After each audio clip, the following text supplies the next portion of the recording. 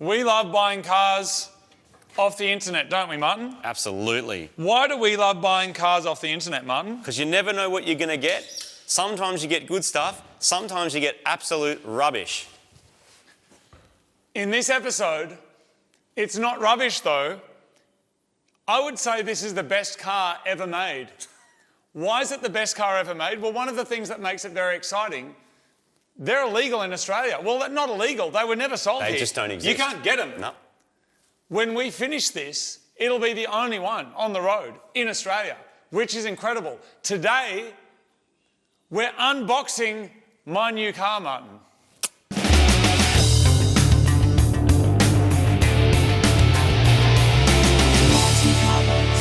Welcome to another episode of Mighty Car Mods. I've been titillated with excitement waiting to do this video. There's a car that I've always wanted. I couldn't get one. You can't get them in Australia. I bought one off the internet from overseas, about as far from Australia as you can get. Some of the best things come in boxes, don't they? Pizzas, they come in boxes. People end up in boxes. People, that's dark. Frangers are in boxes. Ken came in a different box from what Barbie came in. Oh no, wait, that's a different joke. Anyway, lots of good stuff comes in boxes, including cars. Yep. Tell us everything. You might be wondering, as I'm sure Martin is, what kind of car is it? Ask me what kind of car it is, Martin. What kind of car is it? I'm not telling you, Martin. We're doing we're doing the gender reveal of the car world. Are we? Yes. Cool. We're going to unbox and see what's in here. What kind of car does it identify as? We're going to find out. A fast one. Oh, good. Perfect. It'll be a fast one. And a small one. Are you also wondering, Dude, Martin, can you fit a whole car in this box? I don't know. I mean, I'm going to say no. Do you think you can? I don't reckon. No. You can fit a lot of car in this box, but isn't it that box as well? It's this box, it's that pallet, it's that box, and that stuff. Okay. Together, that will make a car. Now, I know what you want to hear. I know what you want. Oh my God, it came from Japan. Yeah, it did. What? Did it? We're about to find out. Oh, okay. No, it didn't. No, but you want it to come from Japan. No, I don't. I don't. No. We don't do Japanese cars anymore. No, I'm not. Awesome things come from Japan in a box as well. Martin. Japanese tape. You know what? Tape. Actually, before I go on, this is important. And I've wanted to say this for a little while. Okay. You're about to get your noses disrespected. Oh, yes, for starters. No music. Full disrespected. Full disrespect. And I did want to say, this T-shirt that I'm wearing, you probably get used to the YouTubers going, get a T-shirt. I wanted to explain this. A lot of people use companies to do that. It's part of their business model. It's so their investors can get some money. We don't have any of that. These T-shirts is me and Martin. We pack them and send them from right here. So when you buy a T-shirt, it directly supports us. It's not the bottom line for the investment firm that has invested in us. No one has invested in us other than you and a small select of sponsors. So when you grab a T-shirt, that directly helps us. It's very meaningful for us. So if you go to the Mighty Car Mods website and you get some merch, it means a lot to us because it means we can keep doing this. We've been doing it for 16 years. We're very proud of it. It directly helps and supports us. And you know what else is mad about it? If you've got a Mighty Car Mods shirt on and you come across a random who does as well, then you know. You know what's in this box. Well, you're going to very soon. You're about to. There you go, Martin. I'm doing one? Undo that. Here we go. This is exciting. Is this the main box? Is this the box that's like the feature box? This is the front box. Uh-oh. Imagine if you like rounded off that screw and then you couldn't get it open and you just had to give up and throw it in the bin. Imagine that. How annoying would that be? But we don't do that, Martin. Don't do that. Oh, dude, it's just not gripping up. Are you all right? Oh. It's all right. Oh. Oh, dude, that one nearly didn't come out. Come on, mate. Look at it. It just nearly didn't come out. Look, the screw is completely cactus. Look at that. This was the last holdout, dude. All right. I'll put them somewhere where they don't end up in our tyres. All right. Now, Martin, this is the part where we lift the lid off. Are you ready? Now, let's not. What I want to do, I wanted to show you something over here that I need to show you first, Martin. Are we going to There's also this over here. Now, Martin, but I need to show you something that no one else can see yet. Are you ready? You go back to the box. Look at the fragile sticker for a second. Yep. Oh, look at that. Look in there. Look at that. That's what I wanted. That is All so right. sick. Let's have a look inside this box, everybody. Martin probably now knows what it is because I've just given him the telltale sign. Yeah, but that. Anyway, I guess we'll. Are you ready? We'll all find out together. Here we go. 3, 2, 1. Dude, remember when we did the mirror? You're stalling now. I'm not stalling. You're stalling. I'm not stalling. Don't waste the internet. Remember when we did the mirror and that was on a pallet for Yes. ages and ages and ages and it sat on a pallet and then we finally got around to it? Yep. That's kind of like this. You may have seen in previous videos this box sitting up there. It's been there for too long. I don't even want to know how long. Ages. So long that I This forgot box what was was my in it. treat. I didn't even know what it was. I'm like, is there something in that box? I call it the treaty box. And I've worked hard, so I get to get into the box. All right. Are you ready? Okay. Wait. No. Are you sure? No. No. Okay, just throw it this way. Are you 3, ready? 2, 1. Oh, yeah, dude. Whoa, that's a lot of stuff. There's a lot of stuff in here. So let's start with, don't worry about what that is. Let's start with, Martin, we've got some interior panels. Yep. We've got A wiring loom. a wiring loom. We've What's got- in that? Oh, more interior. Dude, More black interior panels. bits. Black interior panels. What's this? Black interior stuff. A crash bar thing? That would be a What is that? Heat shield? Oh, hello. crash bar. Yep, good. What's in that box there? Some. Oh, dude, this is a, wait on. Oh, we can fully. This is a whole front of a car, dude. Dude, Is this is it? a half cut. It is a half cut. Oh, that is so good. I That is think so this good. is a, Because if that's got like a subby frame thing on it. Oh, dude, this screw's going to let go. It's not going to go.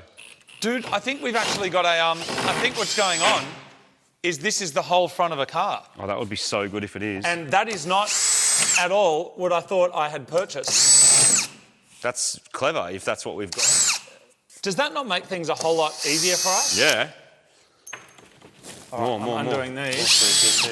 All right, I'm getting very, very excited now, Martin, because Awesome. That could be such a time saver. there's more down here. Have you ever bought a car off the internet that came in small pieces and you had to reassemble it yourself? Me neither. You have though, Martin. I have. The mirror. It took freaking ages. This Worth it, here though. is basically a mirror, by the way. What? You know, it's like the equivalent of, isn't it? No. What? No, I don't think so. Well, it's, If it is what I think it is, I think it's like a class bigger, isn't it? not physically. Either way, I'm Did you see what it was yet? properly keen. Did you see what it was, everyone? Dude, wait till the box comes Oh, off. okay. Don't even have a look then yet. Except the box isn't going to come off because this screw's wrecked. Here it goes.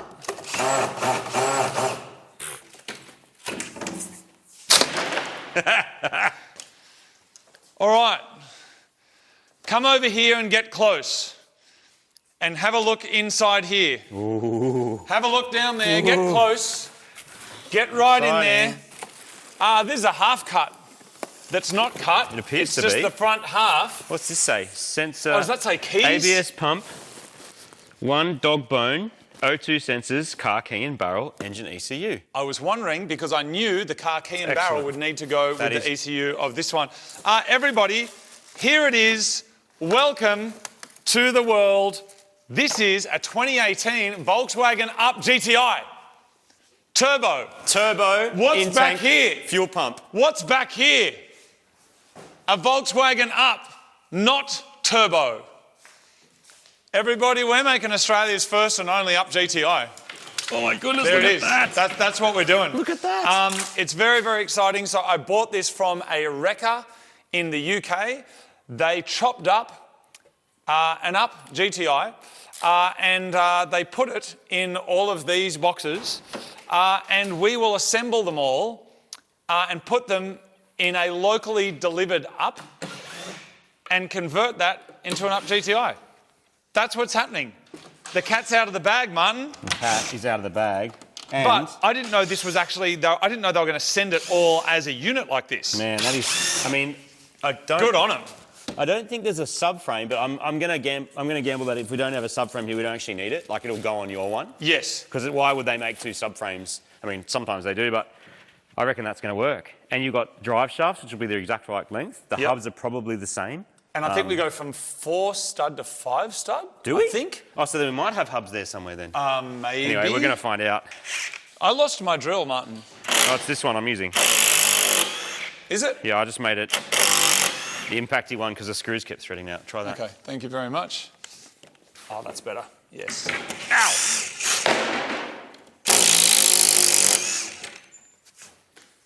This is unreal. Yeah, man, that's the big HP one. Ryobi HP, Ryobi is a sponsor of the show. They make an HP range. It stands for heavy pooty. It's like heavy duty. It doesn't at all, but they're excellent.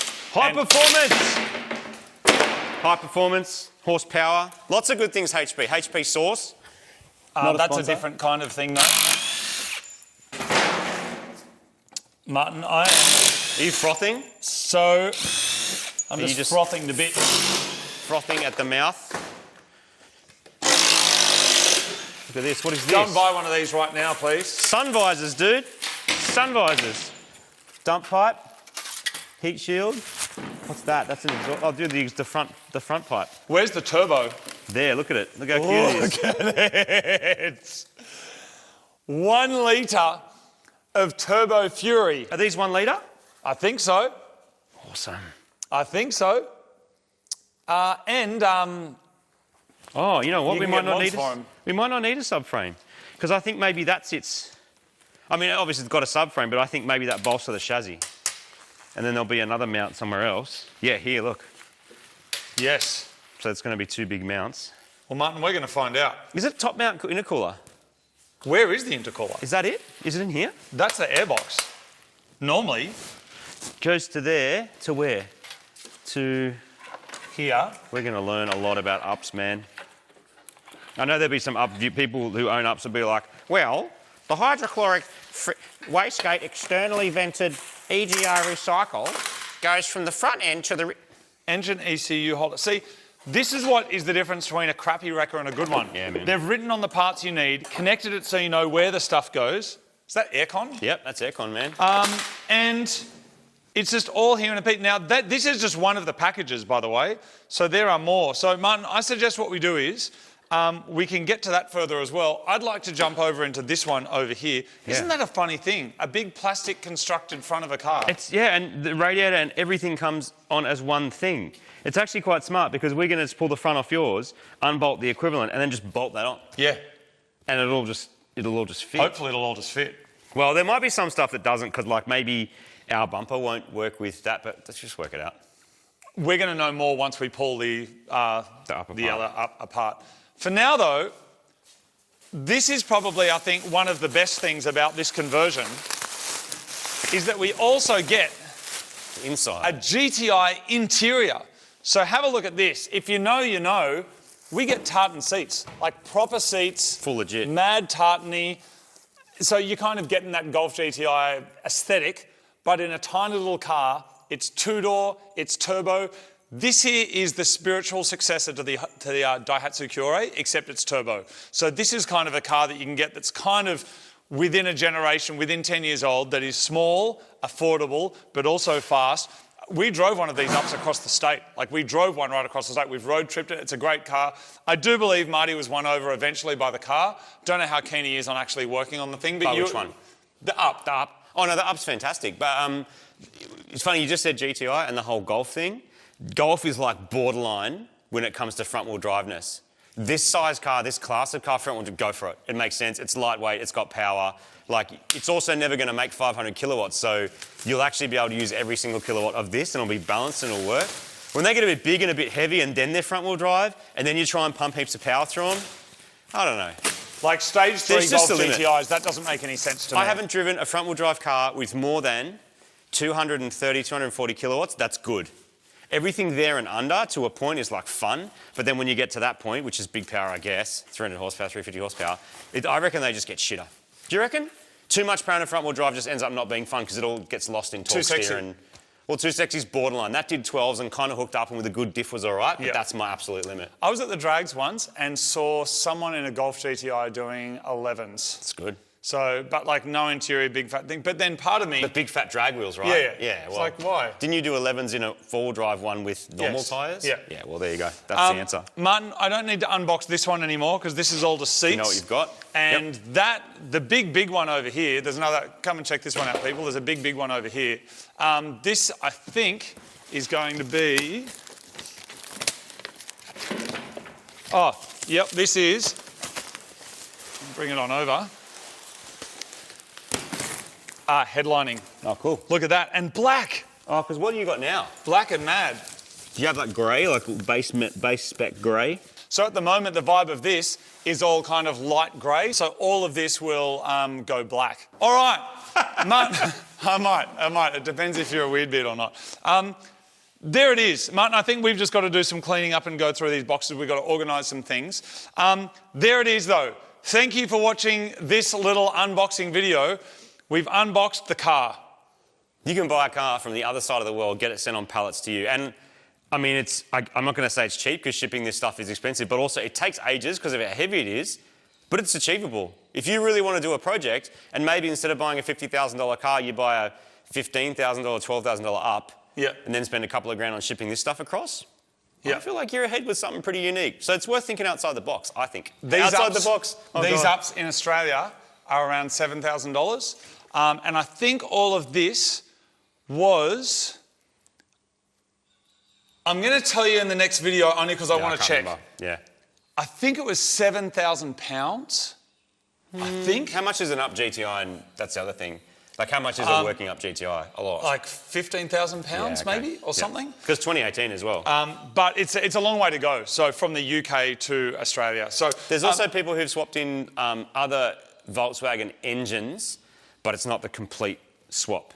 Like I think it's not like this. You can put a version of a GTI engine in and up. We've seen it done, both like hacked out for race car, but also like a neat street one. So that's the E888. Someone has done it. There you go. So it probably shares enough platformy stuff, but this is specifically an Up GTI engine, and it's going to have maximum purity. Yeah. We never got them here. A really cool little car that I actually don't know what regions they got them. Obviously, they got them in the UK. I imagine they probably got them in Germany and other autobahning kind of places. One in Germany. They've got kind of a different little body kit on them. They've got bigger wheels. They're just generally I understand from a marketing point of view, it's a car that maybe makes some sense, but in a real world, to mass audience, doesn't make a lot of sense because it's like, just get a Golf GTI. But if you're into little cars like we are, you're into affordable cars and you're into projects. And boost. Then I'm hoping this is going to be a really, really fun one. And it's turbo, and we're going to do it ourselves. And a car should be an adventure. It should be an adventure that you get to share with your friends, and it's an adventure that you will be coming along with us on. This here is a Volkswagen Up. It's non-turbo, 1 litre. I bought a Volkswagen Up from the UK. I've had it shipped over to Australia. It will be a Volkswagen Up conversion. As far as I know, an Up GTI, 1 litre turbo, the only one in Australia. I'm very excited about it. Martin, what do we do first, mate? We basically will lift it up on the hoist. Where do we lift it? Lift it up on the hoist. Sorry, where? Oh, lift it Volkswagen up on the hoist. And then we're going to drain everything out of it so we don't get splooshed on and covered in stuff. Yep. So oil's out, gear oil, everything we can get, every fluid out of it and drain it. And then we just work out what we can unbolt. That's right. Start pulling stuff out. And hopefully we won't make a mistake. Otherwise, this car would be called a... Off car. Boom, Martin. You're awesome, man. All right, we're going to lift it up. Yeah, let's go. And along the way this build, we're going to have some special guests. A couple of familiar faces. I'm saying that hoping they'll turn up. It's also highly likely there'll be no special guests and it's just me. But hopefully someone will turn up. Turn up. It's going up. We'll drain the stuff. We'll pull that out. Let's check your VIP list on your phone and see who's got a Volkswagen. I've been so excited to start work on this project because I really feel like this little car is the spiritual successor to the little Daihatsus that launched this channel all those years ago. It's easy to laugh at little cars and not take them too seriously, but I think that's actually part of the charm. It's like the point of it. Fast cars are cheaper and easier than ever to make really, really quick, but squeezing some more out of something that's not meant to be that fast is still one of the most exhilarating automotive experiences on the planet. And my mate Aaron has turned up to help us out. I've got some VW friends after all, even though he's a Subaru mechanic. I need to get rid of the exhaust, for starters, and chop that off. It's not actually chop it off. Martin, This exhaust actually looks like it's one big bit. Look at this. It's like one big, it's one piece. One piece. It's way too small for a turbo, so you're totally going to be, I mean, it's pretty... It's so anyway. crusty. This bit you got, so you'll have this bit, and then... Yeah, I've got a new dump. Yeah. And then, but I'll just go a whole new exhaust anyway, so all of Totally. this will just go in the bin. I have a feeling as well that the pump that you've got, you'll drop this tank and then throw the pump in it from the top. Yeah, okay. Yeah, so that's easy because with the exhaust out of the way, it's just 1 bolt, 2 bolts, 3 bolts, and then unplug stuff and then drop your new pump in and plug it back in again. If you're wondering why there's so much red earth under here, it's because Marty and I actually took this car to the outback, or the far west of New South Wales.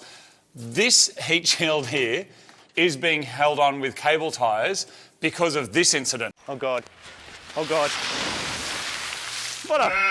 Yeah, way too fast through there, and that kind of ripped that off. So this here has just kind of been bent into place so it doesn't make too much noise while it's driving along, but that is going to get a whole lot of love. So anyway, exhaust is coming off, going in the bin. We got a dog bone mount, and then we've got another mount over here, Martin, and one over there. Is that right? Is that it? So you got engine side, gearbox side, and then dog bone to hold it in. That's it. That's it. So the sub, I mean, this is a subframe, but it's really only holding steering rack and sway bar. This is very similar, so there's a high chance this is the same as a Polo. Yeah. Or the same as whatever, or just slightly different size, but same pickup points. Yeah. Only got to design it once, it's smart. Using copious amounts of penetrant all over the car and allowing it the time to soak in, our job is now to pull everything off that's holding the engine in place. It's a real treat to actually do this on a hoist instead of on the floor, but goggles are necessary as there is so much outback dirt and dust all over this little car.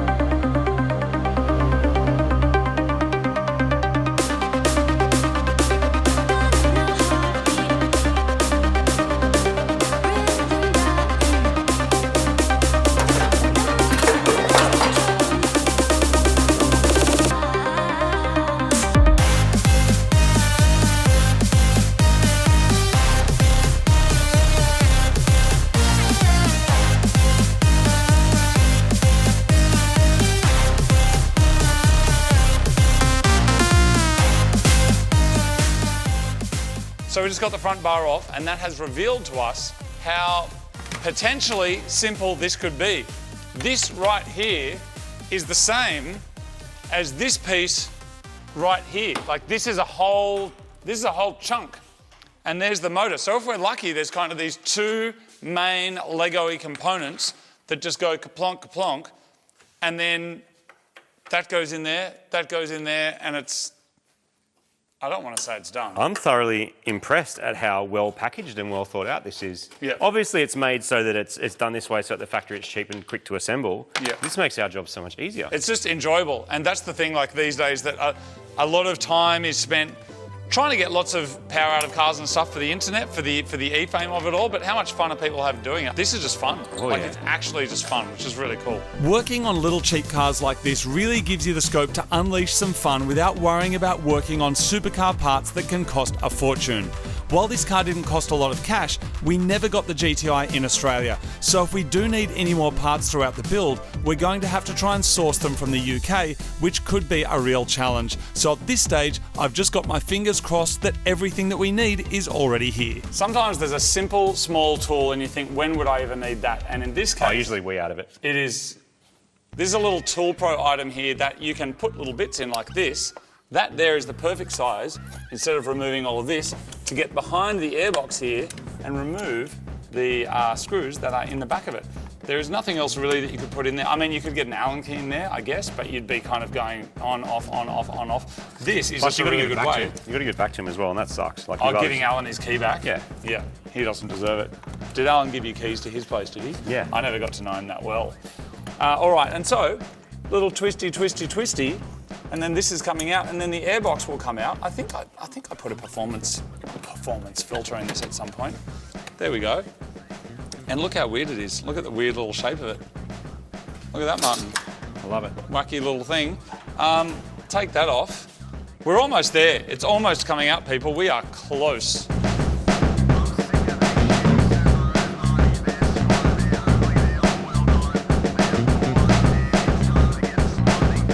Making some excellent progress on this up. All it's got to come off now is the front and then a couple of engine mounts, heater hoses, a couple of plugs, Wiring.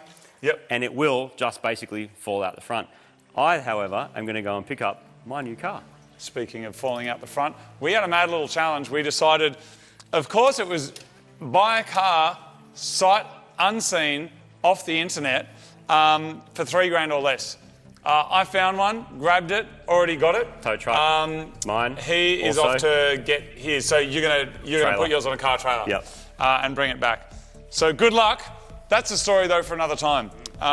Good luck, Martin. See you when the engine's out. Thanks for your help so far. Bye-bye. See you, mate. While Marty's off picking up his budget internet nugget, Aaron and I will undo and unplug everything else required to get this little 1 litre engine out.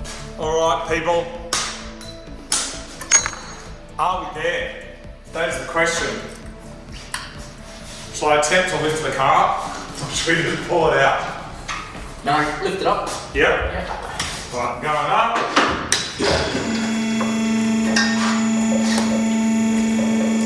How are we looking? Yes! We're out. Aaron, Subaru mechanic, Volkswagen up, skills. And so now we just do the opposite, but with turbo things. More fun things. Yes. Today's a very exciting day because our GTI engine is, hopefully, going into the up. I got my mate Sam here. How you doing, Sam? Good, mate. Sam is a proper mechanic, heaps of experience with Volkswagens and Audi, so he's come to give me a hand. What do we do first? What's the deal? Wiring harness, swap them out, ABS pump, and then push the engine in. Okay. Now, being a Volkswagen, luckily, all of the front has come off. Is this Audi's the same as well? Like the whole front comes off? Anything under the whole VAG group, Audi, Skoda, VW, it's same. Yeah, nice. It's nice and easy access, in and out and done. Awesome. So I think what I'll do is I'll get rid of the mounts as well, because Yeah. the mounts on the other engine, it's a 2018 engine, so it's way newer than this. Get rid of those. And so for now, just pull all the wiring out. That's Awesome. it. Let's do it. In an ideal world, the goal would be to use all of the existing factory wiring where we can, but supplement, replace or splice in anything that is GTI specific in the engine bay. But before we even start looking into that, we're going to look at the ABS pump and braking system, which is way easier to upgrade while the engine is out. The Wreckers have done such an amazing job putting everything together. Like down here, check this out. Like this here is the key barrel. Keys attached to it. Obviously the key barrel, the key, the ECU, all has to be coded together. But also, this ABS pump has a lot of electronic stuff going on as well. Like, what's the deal with that? Module, it's coded to the engine ECU. So you can run it with the old one, but you'd have all ABS warning lights and it wouldn't work. That one will work with the new ECU going. Yeah. It's really interesting, isn't it, that a pump needs to be coded to... I mean, I gather that's to keep you within the Volkswagen family. Pretty much, yeah. Nice. Okay, so this here can go on. Then we finish the wiring, the cluster's off. So run the wiring through, get this on, and then we can load the engine We in. load it in, yeah. Awesome. So excited. The next step is to get the ABS pump from the GTI and the braking system plumbed up. While this is getting done, I'm going to move inside the car and start to remove the dash cluster. This will be replaced with the GTI cluster, which will be coded to work with the new key barrel and the ECU. So this here is the new cluster, and I got to say, everything has come from the UK, packed so well. Like look at this. Like it's absolutely impeccable. Everything labelled, everything wrapped in bubble wrap, and in this case, a bit of microfiber cloth as well. And this one here should be our GTI cluster. It says Up GTI on it, look at that go. And then, there it is. Looks exactly the same in terms of its physical size, but we can see over here, the dials are way bigger. It's in kilometres and miles. No, it's just in kilometres. That's interesting. Don't you use miles? Oh no, miles and Ks. Because over in the UK they use miles, whereas ours is only in kilometres, and you get a much bigger tacho as well. So it's kind of fancy, little chrome ring on it, which I guess is a bit of a GTI thing. There it is, that's cool. I was hoping it'd say GTI on it, but I also didn't know I was going to say kilometres on it. I thought I was going to have to change it, and now I don't. So we're just going to see if we can use the same wiring or if that's kind of connected to something else that's in the loom. But there it is, new cluster. Freaking awesome. The new cluster can't go in until the new wiring loom is in, but that can't go in until I remove some of the interior and investigate where all the wiring is going. So, because the car's on the hoist, I can't get the seats out the side because I can't open the doors. But I've managed to unclip the boot because I've got to take both the seats out. So I'll take both the seats out. We need to change the fuel pump as well. And I got a whole new interior, which is pretty awesome. But the first thing we need to do is kind of run the harness. I don't need to actually be speaking to you upside down, do I? I can speak to you like this. I'm going to try and get the seats out, the back, then take the rear seats out, then take the interior out, and then we'll change the fuel pump. And then I think we should be ready to put the engine in, at least place it in. It's pretty exciting. What I'm hoping to investigate is if the wiring loom is installed in stages similar to a Subaru. If it's not and the entire thing is one piece, that's going to create all sorts of problems. So I'm going to grab the GTI wiring loom and see what I can discover by looking over it. This here is the GTI wiring harness. Now, we thought we might just be able to place this in its various different places that it needs to go, but we've come to a little bump in the road, and that is, I think we actually need to remove the interior entirely, and by entirely I mean like dash out as well. So, I just need to do a little bit of research about that, so I'm going to call it for now, until I find out exactly what to do here. But Sam, we're thinking like dash out's the best way to go, right? Yeah, Yeah. 100%. Okay. Today we're actually going to get the engine into the up, and if we're lucky, even get it started. We did work out last time that we need to remove the entire interior, including the dash. So that is the first job for today. Got to do fuel pumps, got to do engine, got to do wiring, got to do interior, got to do seats, ECU, cluster. There's loads and loads of stuff to do. So let's just dive right into it and get started. What started out theoretically as a pretty simple GTI engine conversion is now turning into a full-blown teardown. I'm throwing the wheels back on so that we can move the car off the hoist to get some better access to remove the interior. For a car that is relatively simple, there is still lots of screws, connectors and covers that need to be removed to get further access into the inner workings of this little German nugget. Removing a head unit so that I can add a turbocharger, this was not part of the plan at all. All right, the dash is out. This was a, what do you call it in a computer game? A side quest. This was a side quest that we didn't think we needed to do, and then realised that we actually did need to do it. So this was not easy to get out, actually, to be honest. It was very tricky. Just one little torque screw will stop it coming out, which is why Volkswagen have put 437 of them in there. But now, pop around here for a second and just have a look inside. All of this wiring that you can see down here, all of that stuff there is about to be replaced with the loom that we've got there. But also, I need to take the carpet out because we need to change, the wiring will run down to the back of the car as well for fuel pump and stuff like that. So, as is usual with Mighty Car Mods, it's turning into a bigger job than expected. But luckily we've got legends like Les Sam over here, that's the Sam in French, who's just doing a bellissimo job, that means excellent in Japanese, in helping us out. So anyway, next up we'll peel the carpet back and then get ready to remove all of this factory wiring. There's actually quite a bit going on here, which we'll be getting to shortly, but in the meantime, I've got a whole new GTI interior, including seats and black trims and headlining, so all of this stuff can go in the bin. I also need to swap out the fuel pump for the upgraded unit from the GTI, but this should be a direct drop-in replacement, making it the quickest and easiest job that we have to do today. With this one removed, I can simply drop the GTI assembly into the tank.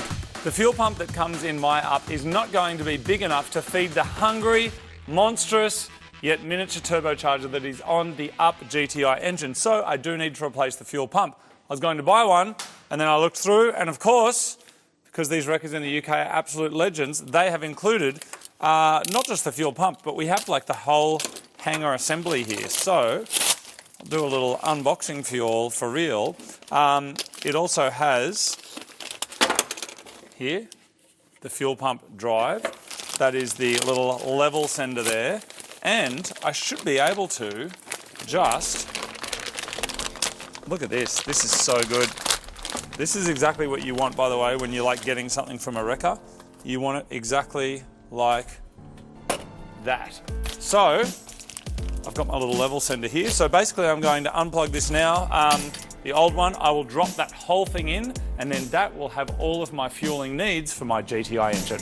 I know that there's going to be some challenges getting the car working related to the keys, the ECU and the barrel, but at least this fueling system is a treat to install because it's just going to go straight in, which will make this the easiest fuel pump upgrade of all time. So I was just commenting on how this was the easiest fuel pump upgrade of all time because the whole hanger goes in. Well, it turns out they're slightly different. For starters, that doesn't fit. And when this ring that's not there anymore is here, is on, that doesn't fit in the tank either. So I think what I'm going to do is actually just take the pump out, physically take it out of there, swap that into the other enclosure, and then we'll go from there. I'm going to revisit and get back to the fuel pump soon because I don't actually need it working right now, but what I do need to do is get rid of the rest of the interior so we can trace back where the original loom goes. So next up, the headlining can come out and go in the bin. There's only one part of this GTI loom that was cut, and that is this piece right here, and I'll show you why. So we have less wires over here, and the reason is, I'm just about to give these a little snip, is that the other car probably had reverse sensors and ours doesn't, but also what's going down into there is the license plate light and the tail lights. So we would have probably had to get into the bar and remove the lights. So for now, I'm just snipping those, then we'll get rid of all of this factory wiring and then replace it with the GTI loom, and then I will go through and I'll basically just resolder any of these that we need to basically connect that to the GTI one. So now we're going to remove all of this, put it in the bin, and then we'll get the other one and wrangle it back into place. And then we can get onto installing the engine.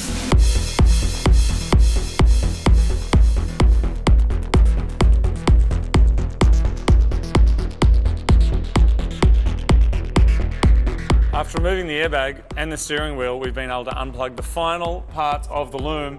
Aaron has also turned up. He loves coming to help us with our projects. And so now we're going to attempt to pull all of this out, throw it in the bin, then put the GTI loom in, and then we can put the engine in. This car, I mean, it's been a full day now. So we've been doing the wiring for, that would be 7 hours. We've been doing it for 7 hours. It just is fighting us all the way along. Please don't turbo me. I don't want to be fast and mad. Yes, you do. You do want to be fast and mad.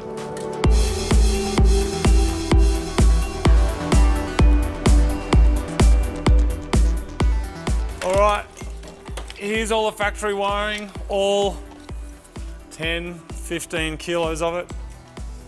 That there can just get in the bin where it belongs.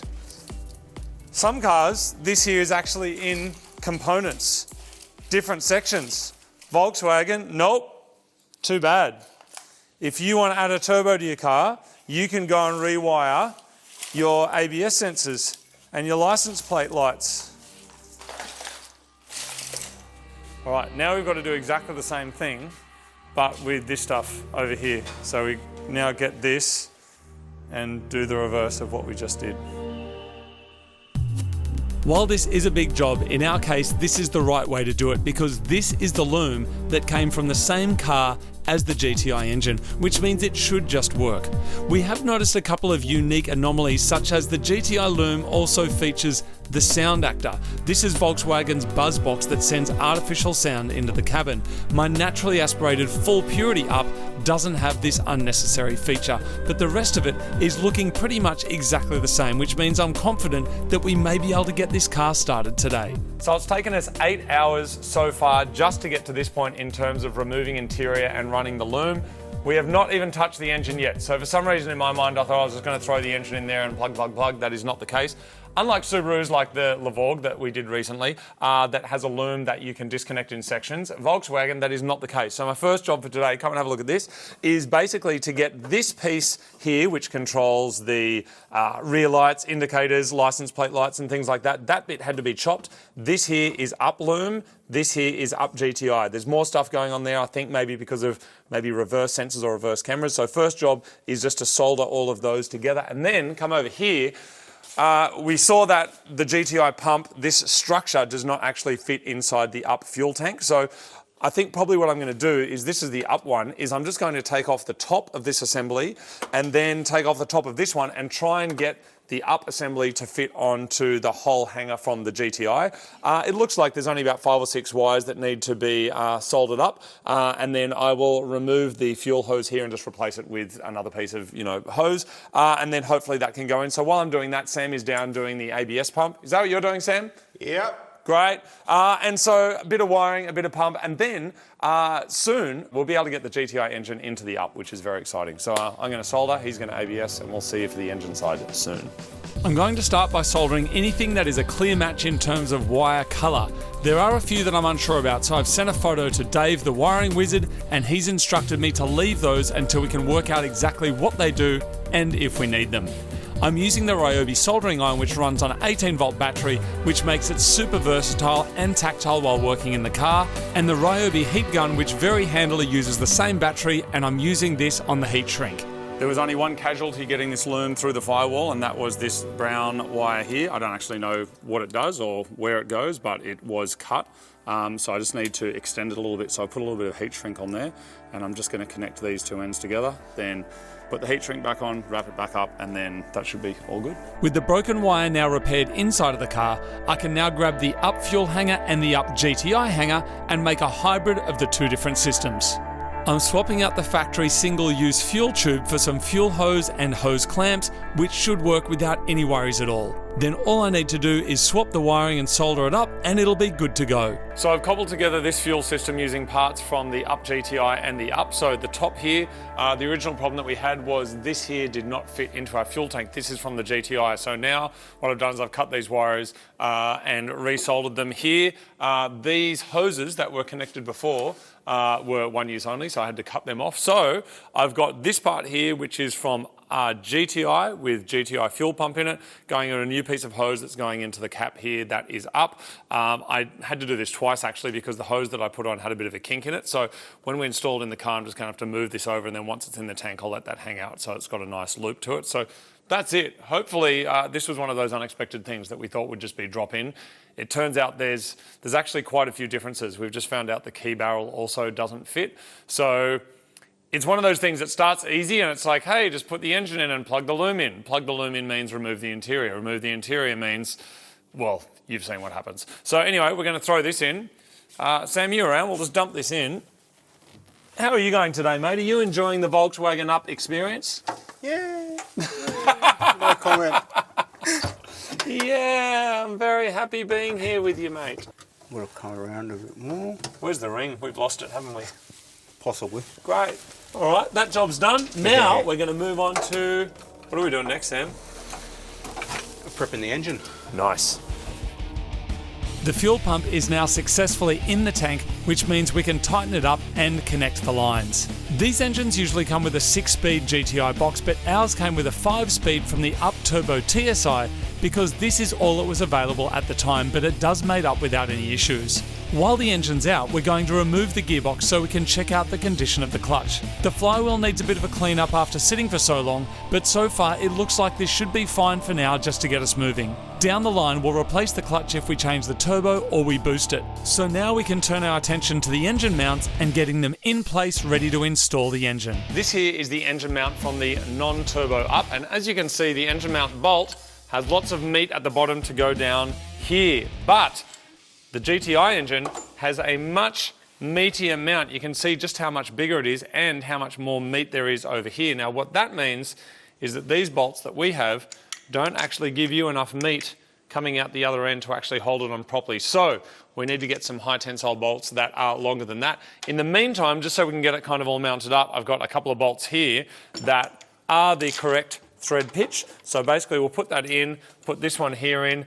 We do have to use this mount. And so later on, I will replace these in the process of basically getting these and going, I just need one that is longer. But in the meantime, so we're not held up, just putting in these 2 bolts, that will hold that into place. And then we can start manoeuvring the engine into place. So we're not able to get a new clutch in time for today's install because we can't get a new clutch today, and we do want to put this in today. Sam, what's the deal and condition with this one? Well, basically, it looks like it's been sat there for a very long time. You can see a couple marks on the flywheel and on the pressure plate as well.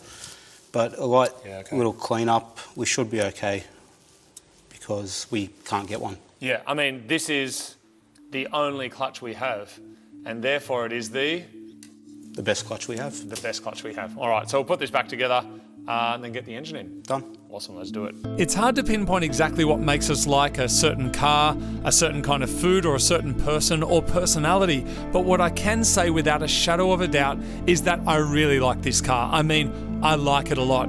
To put it into perspective, it is up there with my 180SX, and if you made me choose one of them, I'd have to think about it very carefully, and even then, I actually don't think I'd be able to choose. I know it's not that cool, I know it's not a hero of any kind, but I reckon it's one of the best cars out there for the money. I've driven it to the outback, on racetracks and in motorcarners, and it keeps impressing me every time I drive it, and I can't wait to see what it's like once it's turbo. This is so exciting. The GTI engine is going in. I've also managed to find 2 of the engine mount bolts that we need from a shop in Parramatta. They're getting couriered here. They're going to be here in about 15 minutes. This here is just jimmied up fine though to work for now. We've just used some Mighty Car Mods cable ties, which you can get right now from the Mighty Car Mod store to hold the linkages out of the way.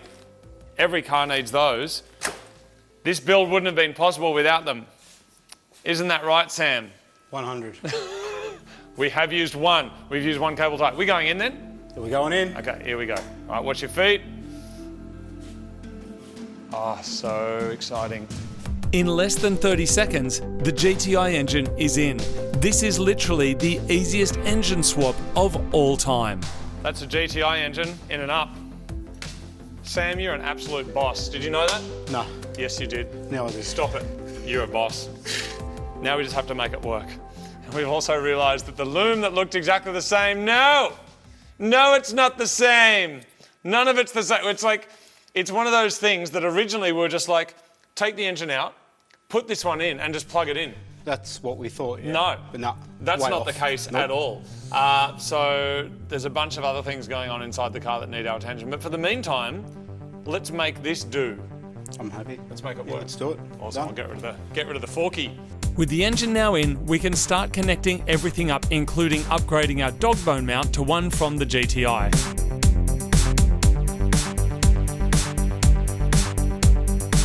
Our longer high tensile bolts have also arrived, which means now we can install our engine mounts. Now it's just a matter of getting our GTI loom and connecting it up to the GTI engine. Next up, this whole component gets bolted to the front of the car. This has got the radiator in it and some of the air conditioning components and goes on as a single unit directly from the GTI to my up. Technically, we should be getting close to starting this car for the very first time, but we've just hit a massive roadblock that's going to stop this build in its tracks. We've hit a bit of a snag in that we don't have any shifter cables to go from the actual shifter that will mate up with the 5-speed box that's on the GTI engine. So normally the GTI engine comes with a 6-speed. Ours, for reasons that I'm not exactly sure, came with a 5-speed from the turbo up, and that is just not compatible with our shifter, mostly because ours is 1, 2, 3, 4, 5. Reverse is here on theirs, reverse is the other way. Due to lockouts, it's just not going to work. So what I need to do is try and find some cables that fit. That's not going to be an Australia thing because we only got non-turbo ups here. So this is going to be kind of trying to trawl through the internet, contact some wreckers in the UK, or it's get a 6-speed box with associated cables and other bits, maybe drive shafts as well, I'm not sure yet. We actually just need a little bit of time to research, find out what we need and order it. Then it is going to have to come from overseas, which is going to take a couple of weeks. People, we don't have all the stuff we need, but we're going to try and make it work anyway so the car can drive. I'm very excited, and I'm also trepidatious about the successful nature of this project. We're playing vag roulette, people. We've got no idea what's going to work from the various vag things, but we're going to get this vag bits and those vag bits and the other vag bits we've got and smoosh them all together and hope that we have a working car. We're trying to make Australia's first and only 1 litre UP GTI, full like OEM, make it mad. Here's the problem, we never got the UP GTI in Australia. You can't get them in Australia, they have them in the UK and Brazil. We've brought all of this stuff over from a wrecker in the UK, Statller they're called. They did a great job of getting us everything we needed. But now we've got 3 different cars. Let me give you the lowdown to get you up to speed of what's going on. This here is the engine. This is from an UP GTI. This here is a 5-speed gearbox from an UP Turbo, 5-speed. That's from a different kind of UP. Over here is what we got in Australia. This is a 1 litre naturally aspirated engine. So we've got 3 different cars. Here's the problem that we have. The UP GTI engine, we don't have a 6-speed box, we don't have the hubs, we don't have the shaft. So that one there, we can't make that work in its current form. This one here is the 5-speed. We've got the shafts, but we don't have the hubs. We don't have the gear linkage for any of them.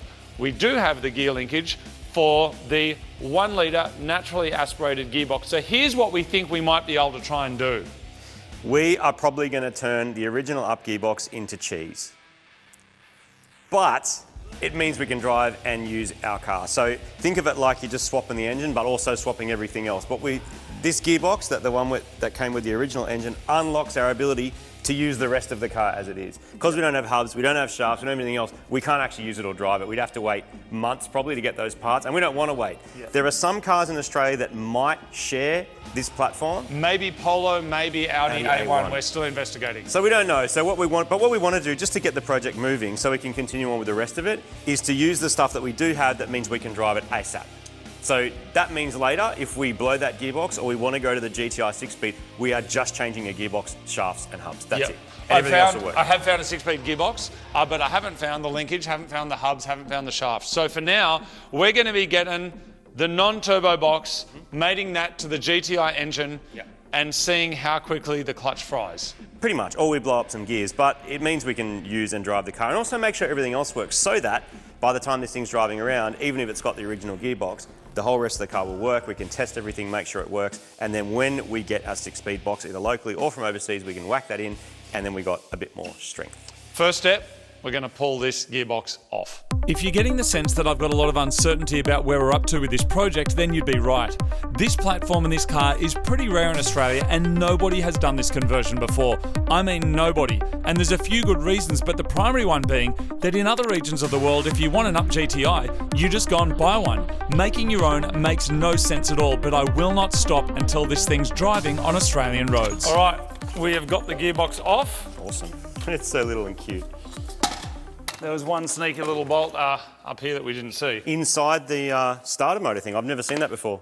Normally the bolt just goes through the starter, through the box into the engine. Instead, it's got a bolt behind the starter motor. Never seen it before ever. If we can successfully mate up the naturally aspirated gearbox to the GTI engine, then we'll definitely need to upgrade the clutch. This here is the engine from my Volkswagen Up, the original 1 litre naturally aspirated. We've now broken off the gearbox, which is over there. That's what Marty has. Next step is we are going to take the 5-speed gearbox off here. Hopefully we can do it while everything's still in the car. That would be a little bit simpler. Otherwise we'll pull the front off. Then we'll put them next to each other, compare them and see if the clutch and flywheel configuration is the same or if it's different.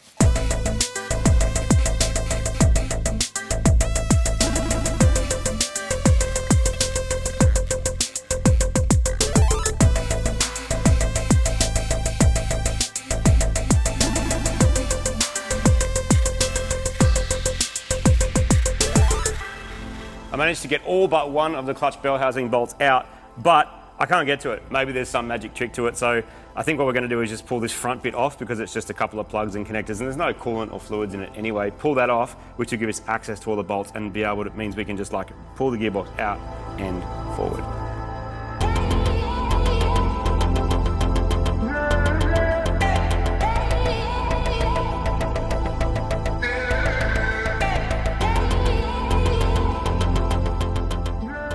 Okay people, this is where we are at. This here is the 5-speed turbo box.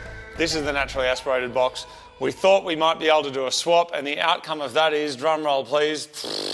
Fail burger. We don't think it's going to work. You might be able to fully pull these apart and change like diffs and change the front bit of the bell housing and really dive deep into it, but I don't think it's going to work. One of the main differences as well is that the shafts that go into the NA box are a lot smaller, so you can't actually use your standard shafts that we have with this box. So even though this box bolts to our engine, we can't use those shafts. We can't use this box on our engine because it doesn't bolt to it. And it makes sense. I mean, it was never really intended to. It looks like some of the bolts might line up, but you start putting less bell housing bolts than you're supposed to in there, and it's like diminishing returns, I think, as opposed to trying to get the original stuff. I think what's kind of confused it is this kind of addition of, got normal up, there's up GTI, and now we've just got this kind of middle of the road up turbo, which is just kind of a different flavour in the mix. We don't have all of the stuff to make this work, so I think actually this gearbox here will go in the bin, and now what we explore is getting everything we need to finish off the GTI conversion, which will be gearbox, Hubs. drive shafts, hubs, brakes. Assuming the shafts that we have are not the same as GTI, which they might be, but we don't know. So we're going off part numbers and VIN codes and stuff at this point because we don't have the cars to actually look at. If you're doing a conversion like this, it's like back in the day you get front cuts. The reason you got a front cut was you got everything. You couldn't get this thing as a front cut, so it got individually wrapped as you saw. But there's stuff missing. It's hard for the wreckers to know because they don't know exactly what we're doing, or we don't exactly know what they're doing because we haven't done it before. And that's the reason why. So now we've got to it's like getting a puzzle, a 500-piece puzzle, but there's 426 pieces in it. Yes. You know what I mean? There's just those extra bits that means you can't finish it. That's what we're up to. It's been about 6 weeks since we were sitting right here on this very piece of floor, deflated. Like that. Not anymore. We brought the energy back. Do you know why? Pumped. It's the opposite of deflated. Pumped up because overnight parts from London. In it. Hello, Jamie Oliver. Who else do we know from London? No one. Hey, we should unbox this. Let me just do a very, very quick shout out. I rang a bunch of wreckers in the UK. I'm like, I need some parts. I rang this wreckers. A guy called Chris answered. I go, hello, I need some parts for my Up GTI. And he goes, is that Mighty Car Mods? Straight up. How do you know? I don't know, but I'm assuming that there's not many Australians trying to find Up GTI parts right now in the UK. Correct. Chris, thank you very much. I said, are you in a little backyard wreckers? He works for some massive wreckers that has thousands of people that work there, and he's like, let me know what you need. I'm like, what I need is a 6-speed GTI gearbox and a steering column, and he's just like, I got it, sending it over. It seems a bit more organised in Europe and the UK than it is here. With wreckers here, you've got to call 10 of them, and they always answer the phone the same way. Wreckers. Yeah. Whereas they can't do that in the UK. Do you know why? Breakers. They call breakers over there. Anyway, this is an unboxing, but we're going to keep it quick because I want to see what I've actually got. So let's just... Oh, you should do this and watch this. You should do watch this, guy. We're going to go full TikTok style. Check this out. This here, people, is the missing link. Not the gear link, but the gearbox. This is what we've been waiting for all this time, a 6-speed Up GTI gearbox. What are we going to do? We're going to undo everything we've already done in there. We're going to pull it out. We're going to put this gearbox on. We also needed, this is a very strange looking box for a steering column. Look at this packaging, dude. That's amazing. This here is the other thing we didn't have, which is the steering column. Why did we need to replace this? Because our key barrel and steering wheel module from the GTI didn't fit on the naturally aspirated one. This here is meant to fix that. There's a lot more going on here than I thought, actually. Electric power steering, that's interesting. So that's your electric control box, and that's the motor. So all gone is the hydraulic steering of old, and all the assistance comes from this gearbox and that motor on there. And then here, we will be mounting our stuff that didn't mount on the other one. This is very, very exciting. This is reach adjustable, right? Like that's what all this is about. Yeah, maybe it'll just reach or just tilt or whatever. All right, so here's what we're going to do. We are going to pull all of this stuff out and off. Anyway, and guess who's coming to help us today, everyone? Guess who's coming to assist? Someone smart. The master. Some people call him the... They don't. Everybody, it's Myles. Why is Myles here? He's the smartest man in the room. I've told you that. It doesn't matter what room you're in. If he's in it, you're dumb. There it is. He's going to help us. He knows about Volkswagen things. He just made an Amarok recently that you can't even buy and doesn't exist in the real world. More info about that later. Hello, Myles. Thanks for coming down. All right, let's pull this out. This gearbox is from a legit 6-speed Up GTI in the UK, and acquiring this has been a huge step in the right direction and will be the golden goose of Boost, laying down multiple turbo eggs. I don't even know what I'm saying, to be honest. I'm just too excited. My mate Aaron has also dropped in because I'm slowly winning him over with my VW enthusiasm, and with many hands, we're making short work of taking the engine out again.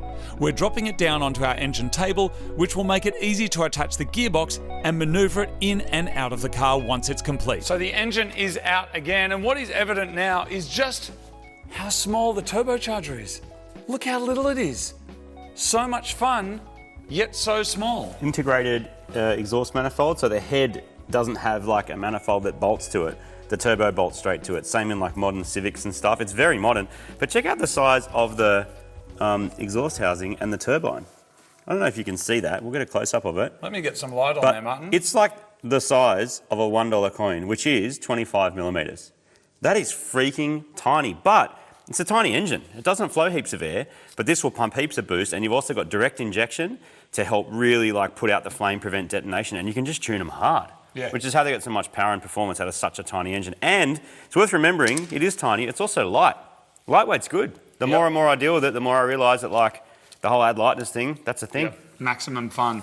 So while we are at this stage, I do have another clutch, so we're going to put a new clutch on there. It's just basically a factory replacement equivalent clutch.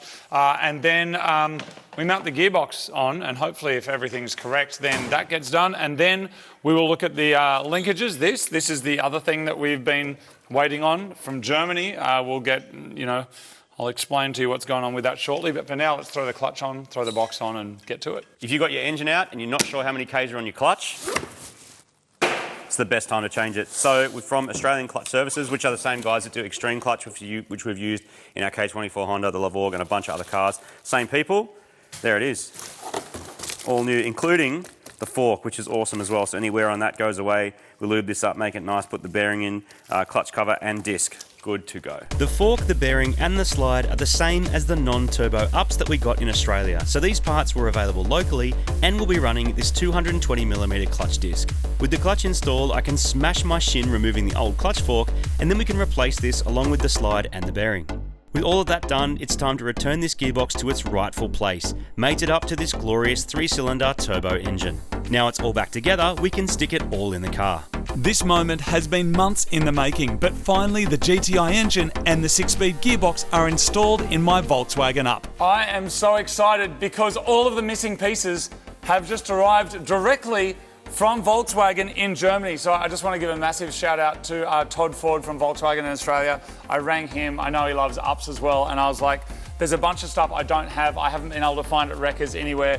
He put me in touch with someone at Volkswagen who put me in touch with someone with Volkswagen in Germany, and I managed to buy all of this stuff and it has just arrived. So what have I got? Well, over here, this was the main thing that I needed. This is the 6-speed GTI gear linkage. So going from the gear stick, the whole assembly, I think, and I hope that's what's in there. We also have the drive shaft. We also have the GTI hubs, which I bought as well, which is very, very cool. I also have, I thought while I'm at it, may as well get the GTI brakes. Look at these, nice and big and epic, big calipers there. Plus, big vented discs, look at that, which is amazing. So that should be, along with everything that I got from the original Wreckers at Statller, and along with the stuff that then, the gearbox and those things, I think this should be everything that I need. Now, you may be wondering by this point, because I know I was, how deep am I in this project? This is a car that I think I bought for around $7,000. I'm about 25,000 deep currently. Not including labour and time, I'm about $25,000 deep. So why would someone do this project? It makes no financial sense at all, but this is very much an emotional currency that I'm riding on, and enthusiasm, of course. So anyway, these are all of the parts. So the next thing that we're going to do is pull out the old 5-speed linkage, make sure this is the correct one, and then just keep on going with the build.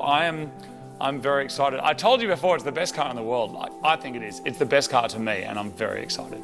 The next thing to do is remove the shifter linkage and make sure it fits both the car and our 6-speed gearbox. All right, Myles, we have the two shifter boxes here. Mm-hmm. They look the same to me. Are they? Some bits are, some bits aren't. So looks like the same. Oh no, they are different here. Yeah, this is just like a newer casting. This may have more movement because it's got an extra gear in it. So for anyone who's wondering how these shifter things work, when I go side to side, so left and right, it moves one cable and then forward back. So it's the combination of theirs first and second. Now back to neutral. Third, fourth, across, fifth, sixth. And see how it's like going from there to there. And then reverse has some lockout. I don't actually know where that is, but it's going to be some combination of above. So, yeah, GTI one. We have it now. We have it. So we'll jam it in and see if it works. Well, we have to take these off that, and hopefully these fit the box because they didn't come with it. So hopefully that's another trip to Germany. Fingers crossed. Let's have a look. Hello. I'm happy to say that this gear linkage is a proper Lego style swap. A few bolts and we now have a 6-speed linkage with reverse lockout in the right place. Next up, we're going to be looking at the brakes and a turbo back exhaust. So because we're swapping over to a turbocharged engine, this one here comes with a dump pipe. So this here is the part from the UP GTI that we imported originally from the UK. But while we are at this point of the build, we may as well just do a proper turbo back exhaust. So Milltek have sent me a full system all the way from the turbo to the back of the car. It's a stainless system. So this here is obviously means the car's capable of making some more power, less restrictions and things like that. Plus it'll look great. I got some mad little black tip to go on the back of the exhaust on the muffler there. So this here will be going on soon. I'm going to focus on the other things first, but the reason that I'm getting this down now is because I want to get the dump pipe and just put it in a position while there's a little bit more access there. So I'm just going to put that in. The rest of the exhaust I'll do later. I just had a look at the packing slip of this, and this is how long this project has been going. This exhaust arrived to us almost 18 months ago. That's how long this project has been on the boil. So anyway, I'll get the dump into position and then we'll kick on with everything else. A turbo back exhaust is one of the best ways of unleashing the full banana from your car. And combined with a tune, which multiple companies do for the UP GTI now, this little will become a rocket ship capable of transporting you 17 wormholes away in just the blink of an eye. We're currently investigating the hubs, and it looks like the UP GTI drive shafts will fit the original UP hubs and brakes. This has actually turned out to be a very good thing because while I did order the GTI calipers and rotors, I didn't know that I also had to get the GTI knuckles as well. So I don't actually have everything I need to do the GTI brake conversion, but this compatibility means that the project can continue. Our next step is to throw on a brand new oil filter, and then we'll bleed the brakes and top them up with fluid so that they're functional. Then we can start reinstalling the front of the car and the wheels can go on. These wheels will have to change eventually once there's a big brake kit on there and those massive GTI rotors. One of the things that's making this a really challenging project is that we've done lots of cars since we worked on this car last time. Heaps. So different bolts, different things, different setups, like trying to find where I left everything and I lost some things and then we find them at random strange places. Yep. But anyway, engine's in, gearbox is in, wheels and tyres are on. We can't do the brakes yet. We actually don't have all of the pieces that we need. We've got like the rotors and the calipers, but we don't have the knuckle. The knuckles. So when you order stuff from Volkswagen, you get exactly what you order. So if you order a drive shaft, you get a drive shaft. You don't get the nut on the end, you don't get a washer, you don't get anything else, you just get that. We know that now, so there's probably some other bits we have to get. We can do a brake upgrade later. Happily, the shafts fit the box and our knuckles. Yeah, which is excellent. So currently everything's getting connected back together. Myles is here just being a boss because that's what he does. Look at him go. What a legend. And then we'll move on to some wiring and interior and then maybe even see if we can get it started. The battery tray configuration for my UP will not fit with the new GTI parts in place, so that needs a massage with a grinding disc so that our battery can fit in. So I've got to change the steering wheel out to be able to get the knuckle in the right position so I can loosen it off. Once I get that off, then I'll be able to take these two bolts out that are holding the column in, unplug it, swap it out, put the UP GTI one in there, and do the reversal. One of the complications of this build is not the swap itself, it's that the two cars are a generation different, so there's some slight variation in the parts. The base car is a 2012 model, but the GTI model is 2018, so any changes that took place in the factory during that time will affect how easily these parts can be swapped. In the case of the steering column and associated parts, they're different, and that's something we're slowly investigating to see if we can get a combination of parts to work. While Myles is working through that, I can optimistically fill up the engine with Castrol Edge. This car is going to be excellent at its daily duties, but it's also going to be hitting up some track days, so this here is the oil of choice. Meanwhile, back at the steering column, things are not looking good. We've run into another compatibility problem that may stop us in our tracks. Of course, it's not going perfectly to plan, not by fault of any of the clever people in the room. Let me tell you what's going on. This here is the steering column from the GTI, which is compatible with this key barrel and key from the GTI. But it's not compatible with any of this stuff that's from the Up. So we want to start turning the key to see what kind of error codes we're getting. But for us to do that, we're going to have to use a combination of steering column and bits. So we're going to leave this one on the floor, plug some of this one in, but then leave some of that one plugged in, Myles, as well. Yeah. And then we're going to maybe dissect some keys and see what happens if we try and turn the key. It's just, it's been a big few months working on this car. And we need to plug this in also so that the car thinks that it has the correct dash component in it. So I'm going to plug that in. All right, Myles, I'm going to let you get back to doing whatever your clever things were that you were doing in there. We've installed the battery, so now we can try powering up the car for the first time and seeing just how many error codes we're going to get. Technically, the car's got power now. We're going to just try and switch the vehicle on with this. We're going to leave the combination switch off for now. Plug the car in, turn the key, plug in a scan tool, and see what error codes appear, and see what it's grumpy about, see what it does or does not like, and then after we've done that, we can try and work out what we're going to do with this, whether we dissect keys open or we make a combination of lock barrels and steering columns and things like that. And yeah, hopefully then just start working through codes. Great, and hopefully it doesn't catch on fire. Well, it hasn't yet. Yeah. And it's got power, so, you know. The day's young though, Myles. 50% there. The day's 50% young. there, yeah. We've now got the GTI column, GTI key barrel, GTI key, and GTI cluster. So we turn the key and it powers on. There's lights on the dash and no smoke, which is a great start, but there are countless error codes. That was to be expected, but now we can't actually start the car. The ECU on this model needs the clutch to be depressed, and our clutch doesn't have the switch in it that'll make this work.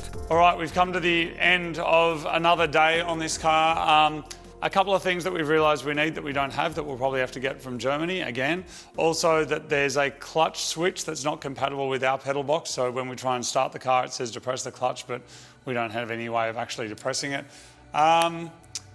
Pretty deflating, really, actually. Just the scale of this, throw an engine in and throw some seats in and you'll be right. It's just absolutely huge. It's an absolutely massive project.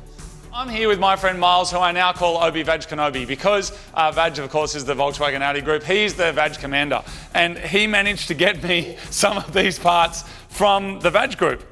Can you explain, first of all, in my industry of music, this is called a Hall effect. I would normally associate that with reverb. That's not reverb, it's a switch. It's a switch. And it switches around. Yes. And senses things. Yes. Thank you. Can you hold that? Sure. Tell me about what we've got in here and here. Okay, so this little box, that is your fuel pump module.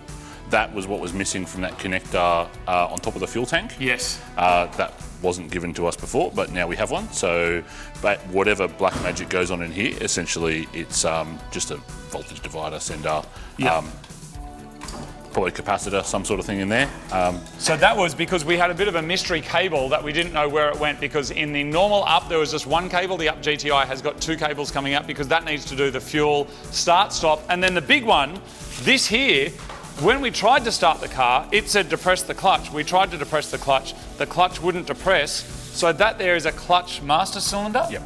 And our Hall effect sensor, watch this, and then it goes that way. So when it's in, it'll think the clutch is in. So switch is on, plug that in, make sure that's in, plug that in. Hopefully it makes noise. What is the difference between this clutch master cylinder and the one that's in there currently? So the casing is physically the same, but this one has a magnet inside it, okay, and that one doesn't. Right. So this little Hall effect sensor actually clips into that. What are you doing, Martin? Oh, Martin's trying to install a Haltech in there. You guys are fighting for this so hard. Like, why don't we just engine swap it and pull all the I've already engine swapped. Pull all the vag out and just put something else in. Can we get back to talking about this, please? I'll put your seat. Martin, your RX-7's right there. Why don't you go and do rotary things? It's broken, of course. That'll keep you busy for a while. Sorry, Myles.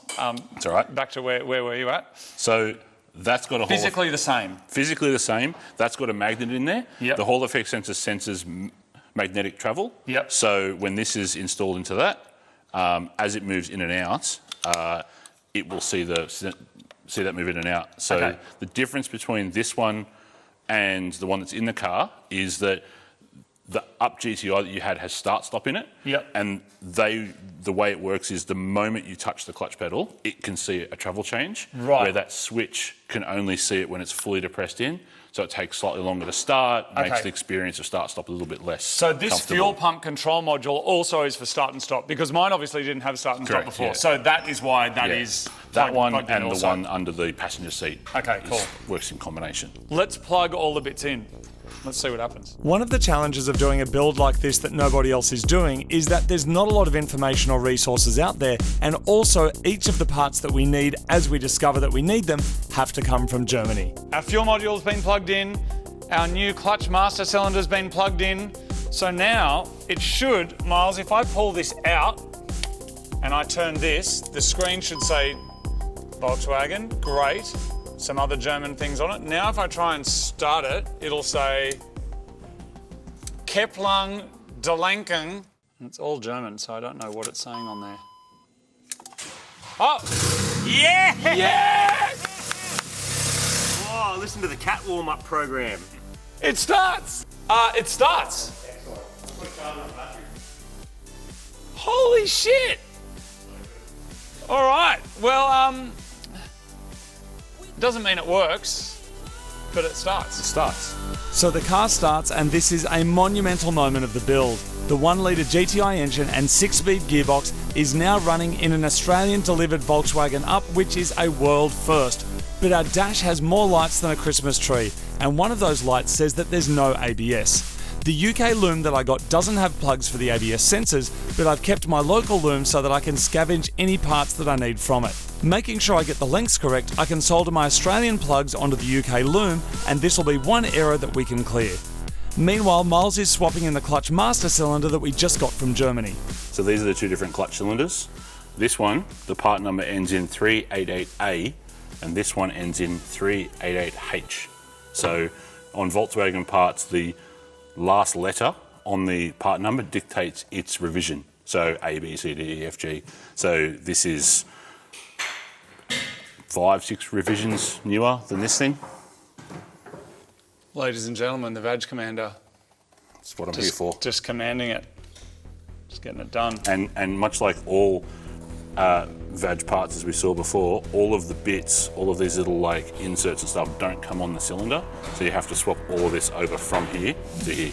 There's a few reasons why people don't do builds like this. Firstly, you don't need to if you live in a country where turbo options are available from the factory, but also it's just incredibly expensive and time consuming. I originally thought I'd be doing this project basically by myself in just a couple of days, but it's ended up being months of work and almost 2 years since I first started buying parts for this project.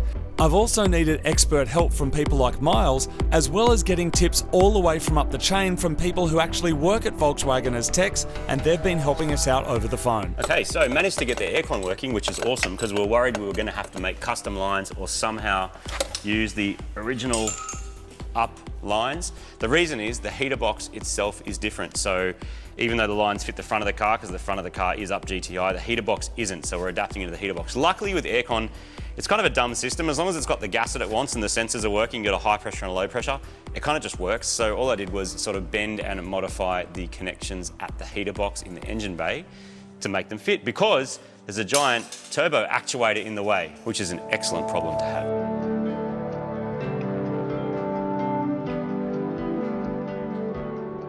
So this here is the new steering column, and attached to that is our GTI key barrel. Now, what is actually holding this in place is a couple of shear bolts, and we've spoken about these in the past. It's basically a safety bolt that is designed to be tightened up and then the top shears off.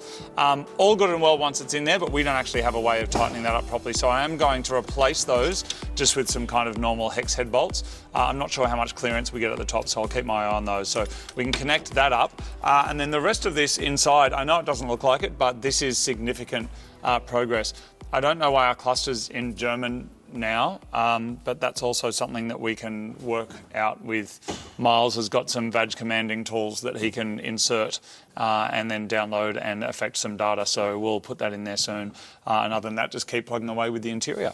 If you're scratching your head thinking that modifying a car like this doesn't really make sense, I'd have to agree with you on a purely utilitarian viewpoint. You could spend the money on something else, but I'd also argue that only doing things because they make sense is probably a fairly limiting way of looking at the world and a fairly limiting way of fueling your enthusiasm for anything. Art doesn't always make sense, it doesn't need a deeper meaning, sometimes it just is, and I'm not saying that this Volkswagen Up is a piece of art, it's not a Mona Lisa or a Van Gogh, but it will be a cargo, see what I did there? And it'll be a boosty boy and it'll make turbo noises, and that is enough for me. A massive thanks to Milltek, who have sent an exhaust for the UP GTI. It's made in England, they are awesome exhausts, we've run them on lots of our badge cars before, Golfs, Audis, stuff like that. So as long as the floor pan hasn't changed during some midlife update or something like that, it should all work, because this car is a 2012 model, but GTI is a 2018 model. So hopefully it all works, so we're just going to kind of loosely assemble it the same way you would with installing any aftermarket exhaust and make sure it fits, and if it's all good, then we can leave that and get on to finishing off the front. Installing a performance exhaust now is a good measure to future-proof the car for any other performance upgrades that I may decide to do. Depending on your kind of car, an exhaust like this can give you massive gains, particularly when upgrading the dump pipe on a turbocharged car, which is why a turbo back exhaust, if you can do it, is always going to be the best option. As usual with these Milltek systems, the fitment is excellent, but we will need to modify the rear bar because the GTI usually has an accommodation for the rear pipe and the Australian delivered Ups don't. I'm using a flappy whizzer wheel on a Ryobi die grinder to get the new cutout for the exhaust the right shape. That's looking mad, so my next job is to smash in some gearbox oil.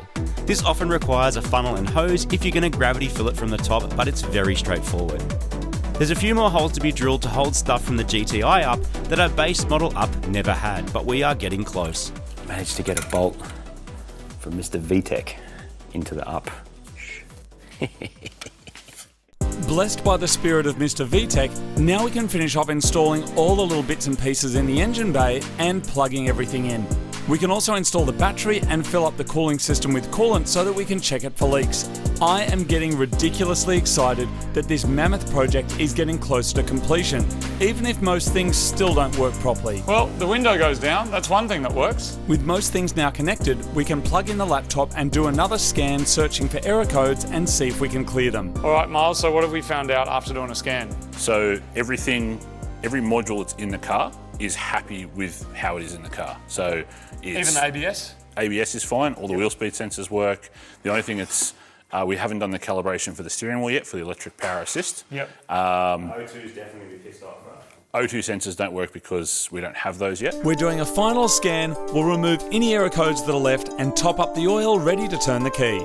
We've cleared all the codes, we've set the little cluster back to English again. So now we've got coolant, we've got oil, it's time to turn the key. Depress clutch to start. Here we go.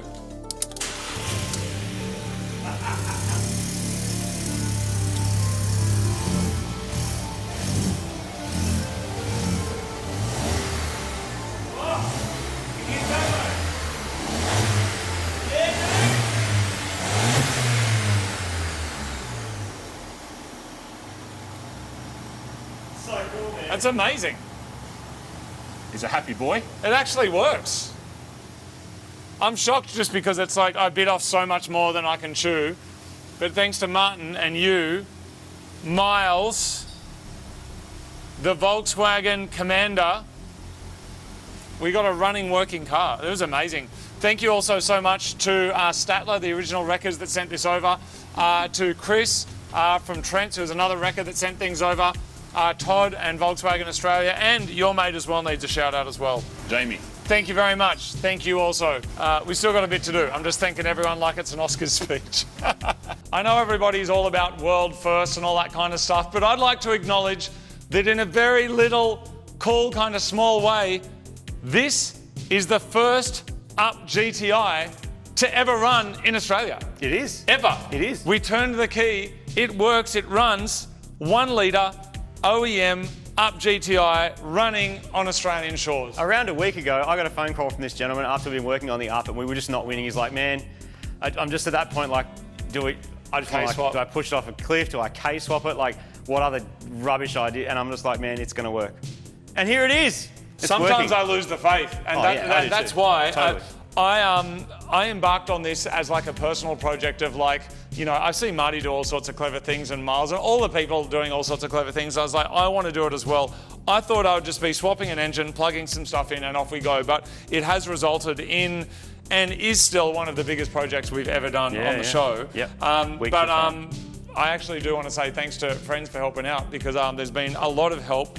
There's just been lots of people that have like popped in to kind of have a look and help out, and I really appreciate it. To help make it happen. It's cool. It sounds awesome. Makes whooshy noises. It sounds really good. A few little custom things that we had to do specifically for our particular UP, which is Australian delivered, and the GTI stuff, which is not. So, but the customization is not much. Airline fiddling, the battery sits in the kind of wrong spot. Some of these lines don't really work, but it works.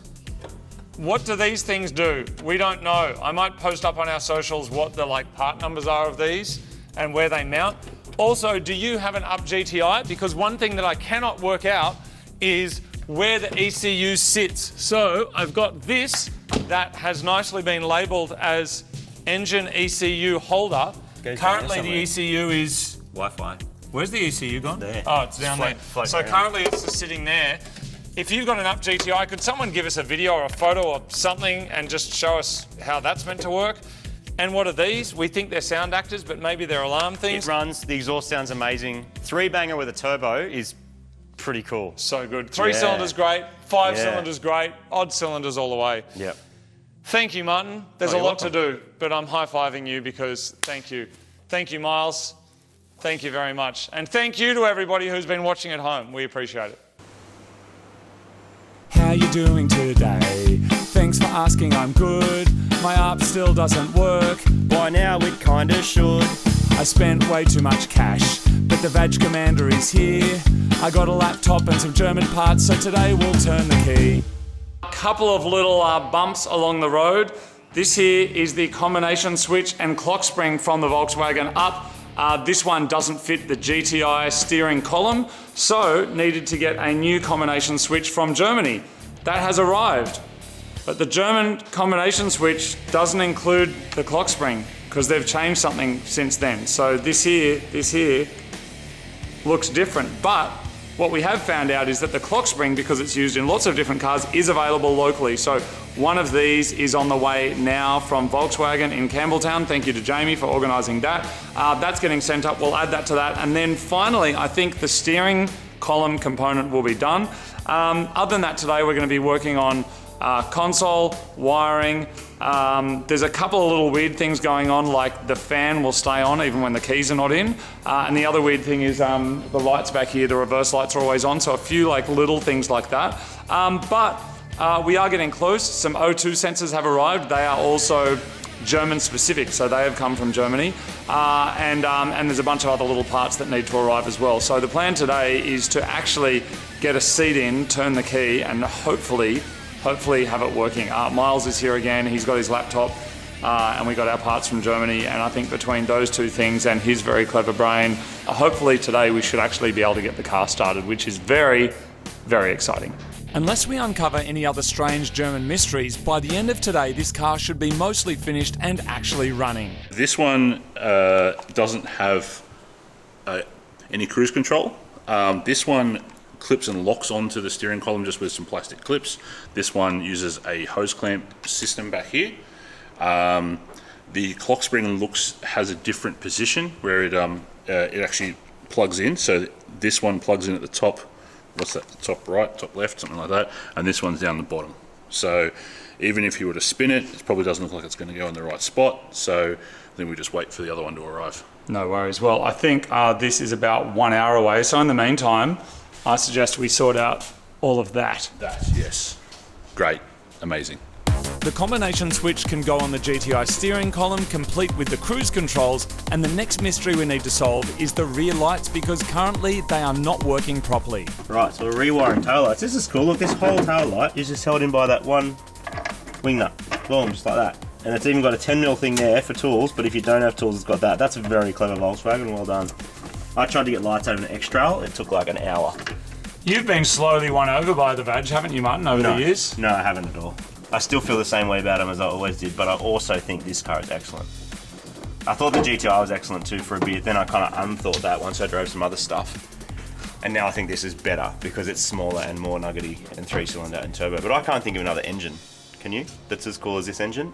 That's this size. Daihatsu stuff's cool. I like 660 turbo Daihatsu stuff. Yeah. So do you, don't you, Martin? I do, but it's like slower than this. Yeah. Considerably. This here is the headlight combination switch that the old Up didn't have. It basically just had like a little toggle switch. This here though is pretty standard across lots of Volkswagens. I got this one from eBay. I don't even know if it's legit, to be honest. Like, I don't know if it's a Volkswagen item or not, but it took quite a long time to get here. But this here should unlock our illumination functionality. So this is what it looks like. Looks like that. So basically, you got your little switching like this. And this is actually, it's got a little cheeky way that it inserts and takes out again, which makes them really easy. I will show you how that's done. But if we put this in, then we can actually start testing the lights properly and seeing why the reverse lights are staying on constantly. So let's go have a look. So this here is the new one, and you can see what the connector looks like on the back of it there. And this here is the old one, so way bigger. And you can see that the connector is like this big chunky plug, which compared to that is way smaller. So let's go install this one, see if we can get our lights working. This switch is a direct plug-in, which is a nice treat considering how much of this car has required specialist parts from Germany. It powers on, which means Marty can start investigating what is going on with the rear lights. The other problem that we're having at the moment is that the fan is always on, even without a key, signifying that the GTI Lume and the Australian delivered Up have some more differences. To remedy this, we're installing a relay so that the fan unit will only be powered on when the ignition's on. There may be another way to do this, but we've got relays in the shed, and if it works, it works. I've also had another package arrive, which is an updated negative battery strap. This is required as there's a sensor and it needs to feed the battery voltage into the ECU so that the automatic start-stop system can function. I would say one of the trickiest parts of this conversion is actually the start-stop functionality, because that functionality finds its way into so many different parts of the car. Also including the battery, because obviously when your car is starting and stopping, it needs to know how much voltage is going on. Over here, there is no way of knowing that because that's just a dumb line. This one here that we'll replace it with actually has a little sensor there, so it can like work out how much voltage the battery has. So if it goes too low, then it won't start and stop the car when you're at the lights, it'll just keep it going. That has also found its way into gearbox things, into dash things, and that's been like a really time-consuming part of the process. But currently we have an error light on the dash for the start-stop. I'm pretty sure that this here should fix it, so I'm literally just going to replace that line, and then hopefully there is one less light on our Christmas tree.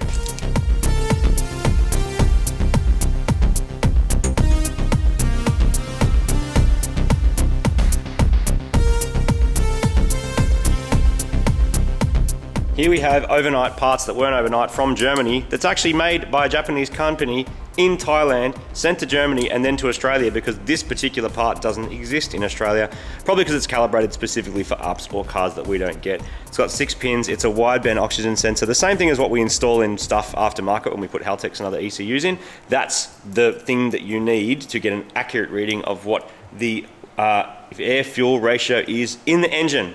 And the Vag needs it too. So we've never had to get one from another country though, have we? I don't think so. That's the first time we're like, let's get one of these sensors from Germany. I don't think so. And to put it in, you need a 22mm socket or spanner, but I highly recommend jumping online or going to Supercheap or a tool store and getting one of them. This is so cool because it allows you to like put the oxygen sensor in there like that and then wind it in, because often these are very tricky to get in and out. This one you couldn't actually do with a spanner. You need this tool, special tool, to do it. So I put on there 2202. They're almost always 22mm. So this goes in the back of the dump pipe up here. Hey Martin. Hello? Just stand up for a second. Are you deliberately wearing that to be smartass? I was trying to find as much Honda merch as I could. Really? This is Brian. Remember Brian and Aaron from our case? But are you wearing that because you want to battle this with your Civic? No, because I knew that we were working on Volkswagens and the Honda people would be sad about it, but now they're not because it's VTEC and it's like, yeah, Marty loves VTEC. That stands for Volkswagen's awesome. Did you know that? Our special German O2 sensor from Thailand that was made in Japan and shipped to Australia has been installed, and now we can get on to finishing off the fan wiring and our tail lights. After that, we'll be moving on to something I'm very excited about, that is installing the GTI interior. So the fan used to work even when the key was off. Myles has now added a relay, and we're going to do a little bit of testing and see how we're doing. So shall we hit some fan? So turn the ignition on, and then hit some fan. Fan's on. Yeah, dude. Now if the key's off though, that should turn off. Yeah! Yeah, Myles knows what's up. Badge Commander! Ultimate badge man. Oh dear. Oh dear. We think we've got the wiring for the light sorted, but the right one comes on and then turns off randomly, which is a bit weird. Wait, what? It went on and off. Did you see that? Yeah. Oh, here we go. Yeah, they're just reversed. Why is the wiper? Oh, the wiper's going off because you're reversing, and it rains in England. Oh, yes. That's right. Dude, they're backwards. Yeah, so that we should be swap pretty this easy. and this. And yeah, hit the brake, put it in reverse, then hit the brakes. Oh, put it in reverse. Yep, and now hit the Now the brakes. brakes. There you go. Brakes on and off. What's that? Brake on and off. Yep. Yeah, dude. Whereas that side is sweet. All right, swapskis. Basically, this here is local up wiring that I've spliced into the GTI loom. That did not happen over here, which means GTI loom is going into local up tail light. The wiring is slightly different, maybe because of the model year. Currently, the brake light and reverse light are wrong, so we need to either repin or resplice those, and then that should be sweet. I'm just swapping these two wires and then it should work perfectly. Reverse? Yep, reverse is good. Our new clock spring has arrived, same day parts from Campbelltown. All right, so this here should get us to a place that all of our steering column components and bits is done, which is very, very exciting because steering wheels and steering columns are important. Oh, look at this. And here it is. That is there. That is the item. It does look a bit different actually. So we can install that. Oh, it's got a little lock on it. Interesting. And now, look at that. That is what we need, people. There it is. The clock spring can be installed alongside the combination switch, and then we can plug it in, which should remove another one of our aero lights on the dash. And this also means that now the steering wheel can be installed, which is a few good dugs of the DAC, and of course then we'll check it afterwards with a torque wrench. Now we can run VCDS again and check for any more fault codes. Yes, we're running, people. It's working.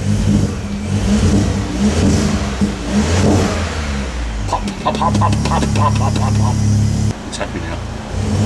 With the car running, we can turn the wheel all the way to the left and then all the way to the right, which should calibrate it and reset the steering wheel fault light that's lit up on the dash. And now we can start installing the new black interior, which I think looks amazing, starting with the headliner, which we found out is way easier to install and remove via the passenger door rather than the boot.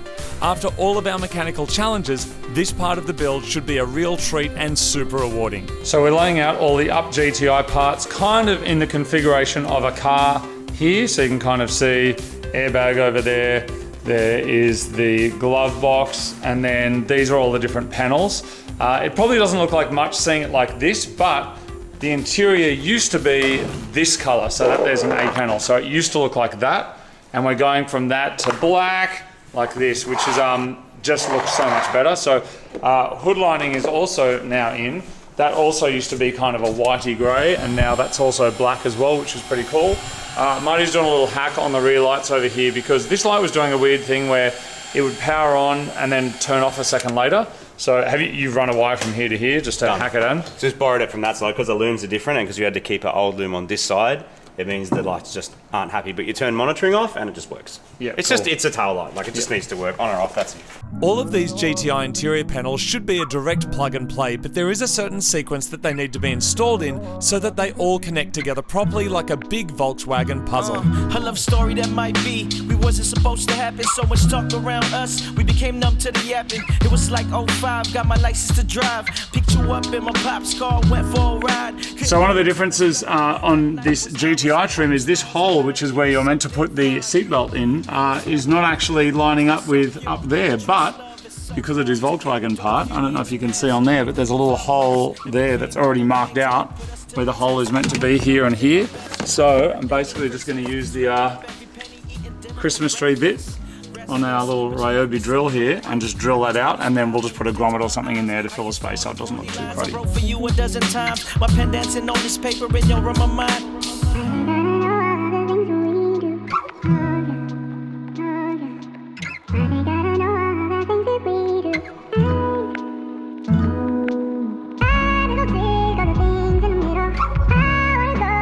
Check out how good it is looking in here.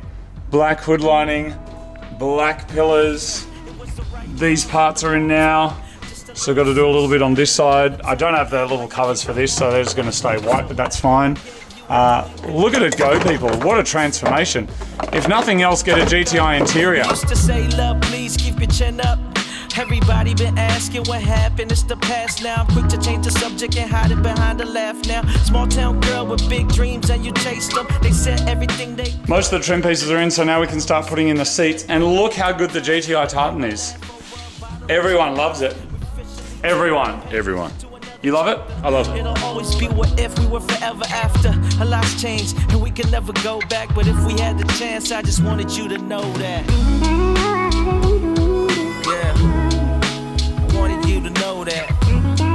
The interior is all coming together. Now it's time to put the back seat in. I'm not going to be spending much time in there, but your mum will be if she needs a ride somewhere. Happy to give her a ride to the shops or whatever. Anybody's mum who wants a ride in the up, Dude, you know what or their dad. Do you know what mums and dads love? Tartan. Look Yeah. at the tartan, dude. It's ridiculous. Look at the blackness. Look at the tartan of it. To the original GTI-ness. It's so good. It's kind of better than an original GTI in a lot of ways. Not Hey, exactly. what do you call this? What tool is this? Hammer fist. Yeah. It's the Volkswagen Hammer Fist. I've just been doing that all day. Have you? Like everywhere, you just like boom, like just doing this constantly. Like, have you been doing the same, Myles? Yeah. Like just constant hammer fist. There's a part number for it in the Volkswagen handbook. Is there? Really? Is it believe called so. Dust Fist? There it is. So the back of this is about to look like a car again for the first time in a very long time. That is going in there. That's going under there. These are going to clip down into there and there.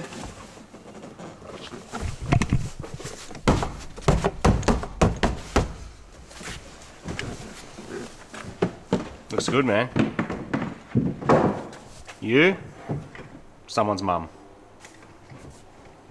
Going for a test drive. I'm so stoked, dude. I'm so excited. How good's it look? Can you tell how excited I am? But it looks like so black interiors just look mad. I know all the journos go, the black makes it feel like you're being enclosed, and I don't like it because you just need something to not like. Hey Martin, here's the other thing that I don't quite understand. Reviewers talk about scratchy plastic. How often are you kind of... you know what I mean? Like they go like this. This is what they always do. Watch this. Oh, scratchy plastic. Scratchy dick. What does it mean? What are dick nits called? Crabs. Aren't they called lice? Pubic lice? All the above. You ever had them? No. Me neither. What? Someone in here did. So the pillar trims from the Australian delivered up. Like They're everything not was- different. They are. Oh, come on, mate. Yeah, the bolts are in the wrong orientation. Well, they're one angle grinder away from fitting. There are a couple of zip ties and some Yes. 100-mile-an-hour tape from fitting. Is that because this is screwed in this way instead of this way now? Yeah. So Yep. because the combination switch is different, then this doesn't fit. So it's just this never-ending. Great. Yeah. Show me where to cut. This here, unfortunately, doesn't fit. I'm gonna have to find this stuff either from a wrecker or from Volkswagen. Goodbye. Go on, Martin, just say it. Go on, Martin. Go on, say the bin.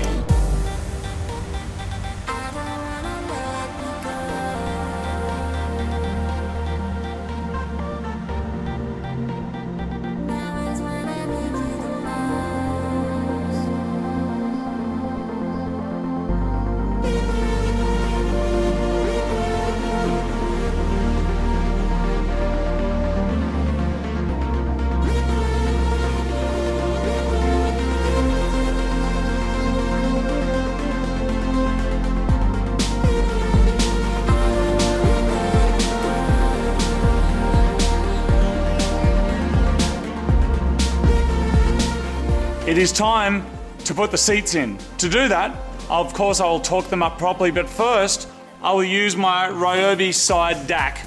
I think they call it a ratchet wrench, but we call it a side DACer. I know some of you have bought these since seeing them on the show. What you may not know though, which is like an actual game changer, is this collar right here. You can lift this and change the orientation. You can even have that going backwards if you want, so depending on how you want to use it to install different things. That there is like an absolute game changer, and something that we didn't even know it did for the first while owning these. So if you've got one of these, grab the collar, adjust it.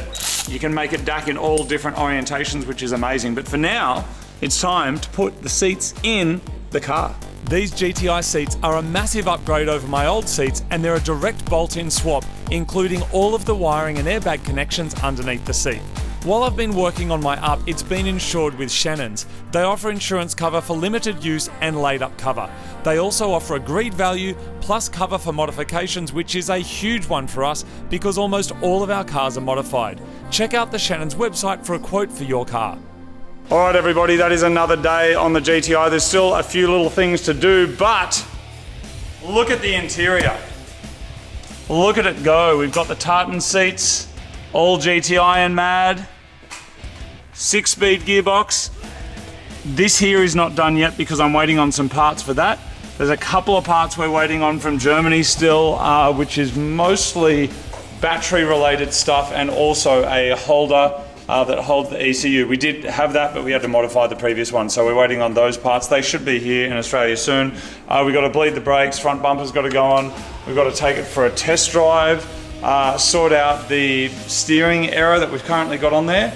But we're very close. We're very, very close. It's looking and feeling like a car. And these seats, people, it's just full bellissimo. Martin, what's German for bellissimo? Probably sounds like superb. I feel like you say superb in any language, it always sounds like superb. Yes. Like superb if you're in France or something. It just sounds the same. This is so cool, man. It's so good. Really nice too. Feels all sporty. And something happened today that has never happened before. Needs a break. And that was, while almost finishing the car, Martin asked me a question. And I don't think he's ever asked me that question before. Martin asked me if he could have it. No, I said, can I buy it? Well, what's the difference? Well, then you sell it and you get money. Yeah, I don't want to sell it. I haven't even driven it yet. But now you know how to make one, you can make me one. Oh, can you imagine doing it again? A black one? No, when I say, can you imagine doing it again, you meant to go, no. Think about how much work it's been. That said, if we do it again, it would be 20% less time. 50% less time. You reckon? We'd know everything. That's the problem. You know, you learn everything about a particular car, then you go and work on a different car. Then you do another one. I'm always impressed by mechanics that work on lots of different stuff all the time, because I'm like, how do you remember it? I can't. Yeah. I don't remember how to fix a Civic. I mean, this is proper custom. You know what's funny this year, Martin? There's been some Daihatsus, there's been some Civic, there's been Lavorg, there's been Golf GTI, there's been, you know, so much different stuff, but this here has just been a huge build. Thank you to the V Commander. Yep. There he is. Commander V. Commander V. Commander V. There he is. Thank you very much. It's all right. Many skills were shared today. What an absolute boss. Thank you so much for coming down. Right. Martin, we've still got a few tasks to do. When's the test drive? But that's got to be soon. That'll be, well, no, because the steering doesn't work currently at the moment. There's a few problems with that. We've got to bleed the brakes. And also we have, which we do need to order, over here I still have my brake upgrade. So we've got the calipers. We didn't actually need these in the end, but got these big rotors. But there are a couple of other components we need to make that work. So at some point there will be another part of this build, which is basically the brakes and the wheels and stuff. But anyway, that's where we're up to for now. People, what do you need to make your GTI Up work? You need a Beschleun sensor. And the Beschleun sensor, also known as an acceleration sensor, luckily is only about $300. This here is, I'm being facetious of called, this here is the Beschleun sensor. This here is a safety sensor because we're using a GTI safety sensor on a GTI loom with an Australian crash module. The GTI sensor would not work with the Australian safety stuff. Yes. But this is from Germany? That's a German one. No, that's from Germany. That's from Spain, but it's actually. for this generation of Up, because we're also flipping generations. That's our other issue. So it's That's been wiring, the biggest issue. GTI-ness, and also generation flip. So this makes our generation-ness work. This is what we're changing, Martin. And it's in case the car gets geschmackered. Where's the thing, Martin? Oh, it's a flap, I don't know. All right, so I don't know if you can even see, but down here there's a little sensor. Here, that sensor is from a GTI. It's feeding an Australian safety system. It doesn't work, so we need this one to go into that. The battery's still a little bit Wi-Fi, as you can see. So the other thing that has arrived from Germany is a GTI battery tray. I think what's funny about this is just how dusty it is. I don't reckon there's a massive market, Martin, for Up GTI battery trays, do you? Do you know what? We actually scoped the signal that comes out of that crash sensor when it activates, and the signal you literally sit on the scope goes.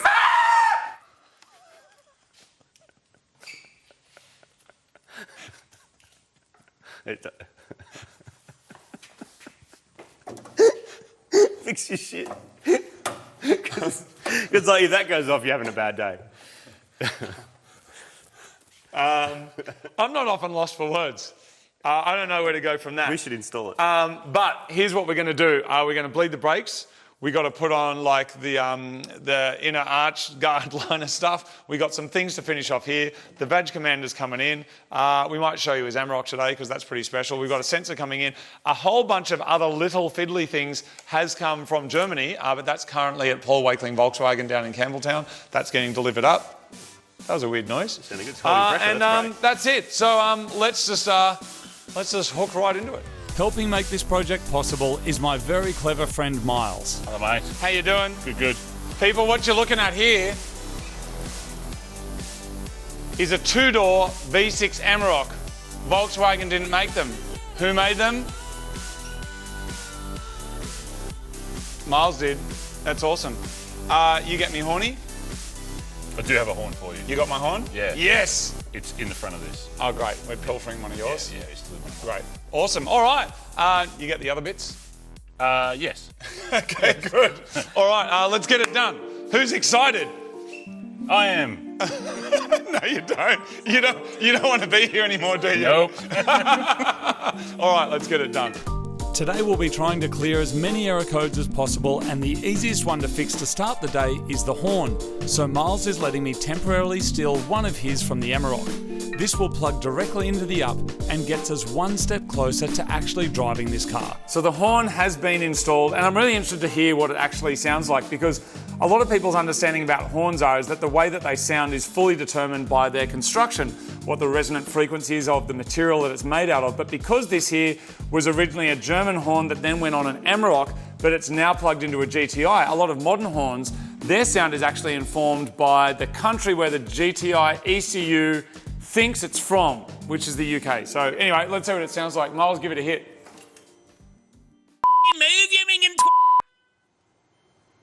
That's weird. All right, we've definitely got to recode that out and turn it into an Aussie one. We're looking at this crash sensor. That's just easy plug and play, swap it out. Swap it over, yep. You've just informed me that probably my steering wheel's not going to work. Can we have a little chat about that? Well, it'll steer wheels. It will. But nothing else. Well, it will steer wheels. If you have a crash, the airbag will explode in your face. But the things like the cluster, you can't control or change anything on the cluster because there's no steering wheel controls on the Australian delivered one. On the UK delivered ones and all the newer ones, they have the same steering wheel that are on a Golf. Okay. So they've got buttons and things like that. So potentially we can change over to that, but that would probably be a better thing from a Wrecker as well, because I imagine a new steering wheel from Volkswagen would be proper expensive. They're proper expensive, and they're pretty much all the same. And they're universal, aren't they? Yeah, so Volkswagen wheels. So a lot of the Volkswagen architecture at this point now is all pretty universal. So the CAN bus, the signals being sent from those steering wheel controls, you could put one from a Golf or an Amarok or a Sirocco or something like that, it'll work. Do you know when CAN bus came into more prominence with this stuff versus analog switches? Is it in between our generations? On this car? Yes.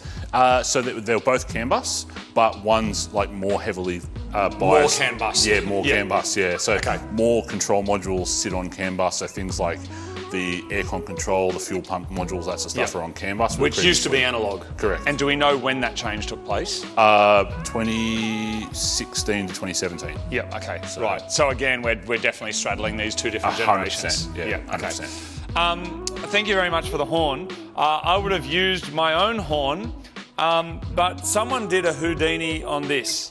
And the thing is, when you're building a car, you want to keep absolutely everything until you're done. That did not happen. This whole piece, this whole aircon, this whole front section, fully just disappeared. Looked through old videos, looked through old footage, no idea where it is. Like, no idea where it is. It is not in the building. No. Did you flog it? Where is it? Anyway, so because of that, sensor, horn, little things like that has just slowed things down a little bit. Anyway, so let's just get the sensor done first. Then let's see if we can get the steering stuff working. Yep. Then we'll see if we can get the battery orientation stuff going. And then we've got a few more things that are coming up from Volkswagen. And then hopefully today, I think we're going to be close, people. I think it's going to be... Actually, let's just call it. It's going to be... If it doesn't drive today, I'm not coming back. Great. If it doesn't drive today, that's the end. Yeah. All right, let's get to it. This sensor has been a very hard piece to find, but we're plugging it in and it's going to clear another error code, and that is an excellent thing. Next up, we're going to make sure the brakes are bled and ready for driving. We're throwing the little car on the hoist and filling the system with Castrol brake fluid. We do have a big GTI brake kit for this, but we don't have all the components, so for now, this will get us going.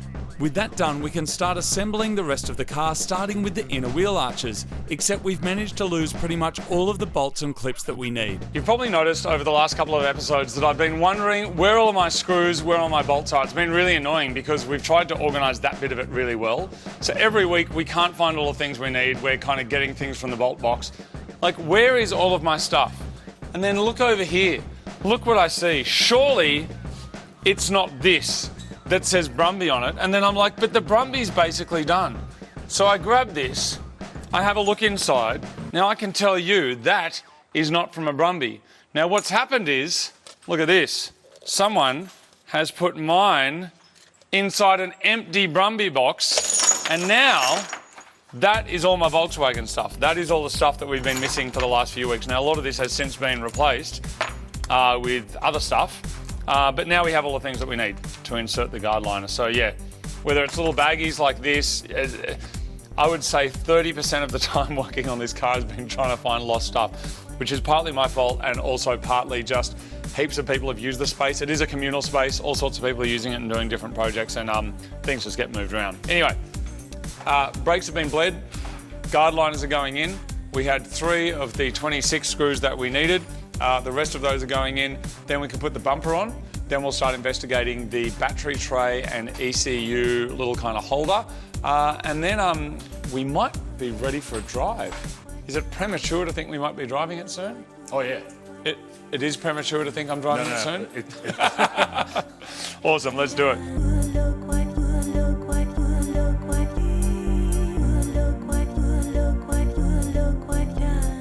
It's time for the wheels and tyres to go back on, and while it's likely that I'll explore other wheel options down the line, for now I know that these do fit, they work with the brakes, and they're already wrapped in Michelin Pilot Sport tyres, so they'll have more than enough grip for my little turbo nugget.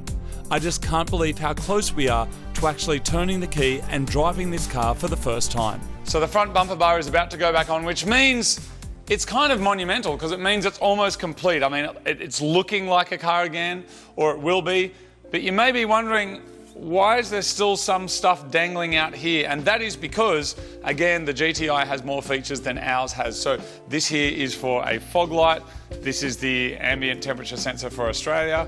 How hot is it? Hot. And that one there is for a fog light. You can see on the front of the bumper over here, we don't actually have any of those things. So a dumb bumper, there's no technology in there at all, but you can see, as is the way with Volkswagen, is that there is an allocation here to cut these out and add fog lights if we want to.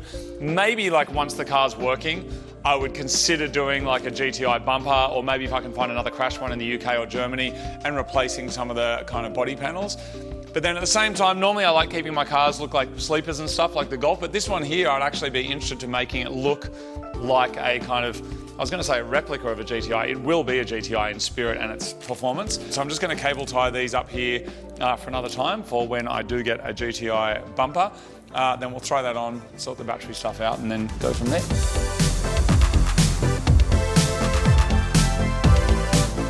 Do you want to know what the sound of success is for any modified car? It's this. With all of the extra wiring tied up with some Mighty Car Mods cable ties, which are available on our online store, the front bumper is going on, but it's not going on without a fight. The important tip at this point is just keep hitting stuff until it fits. That's on now.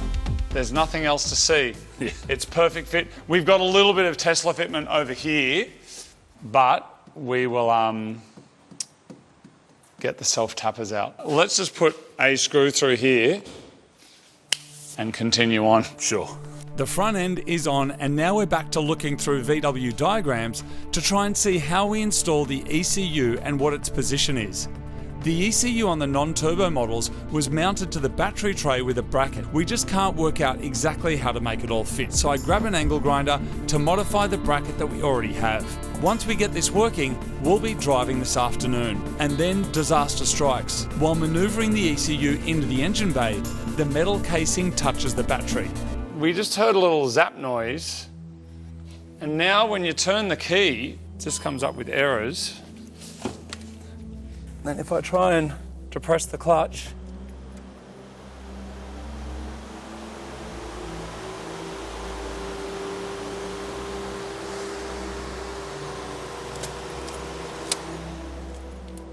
like it sounds like a jet taking off.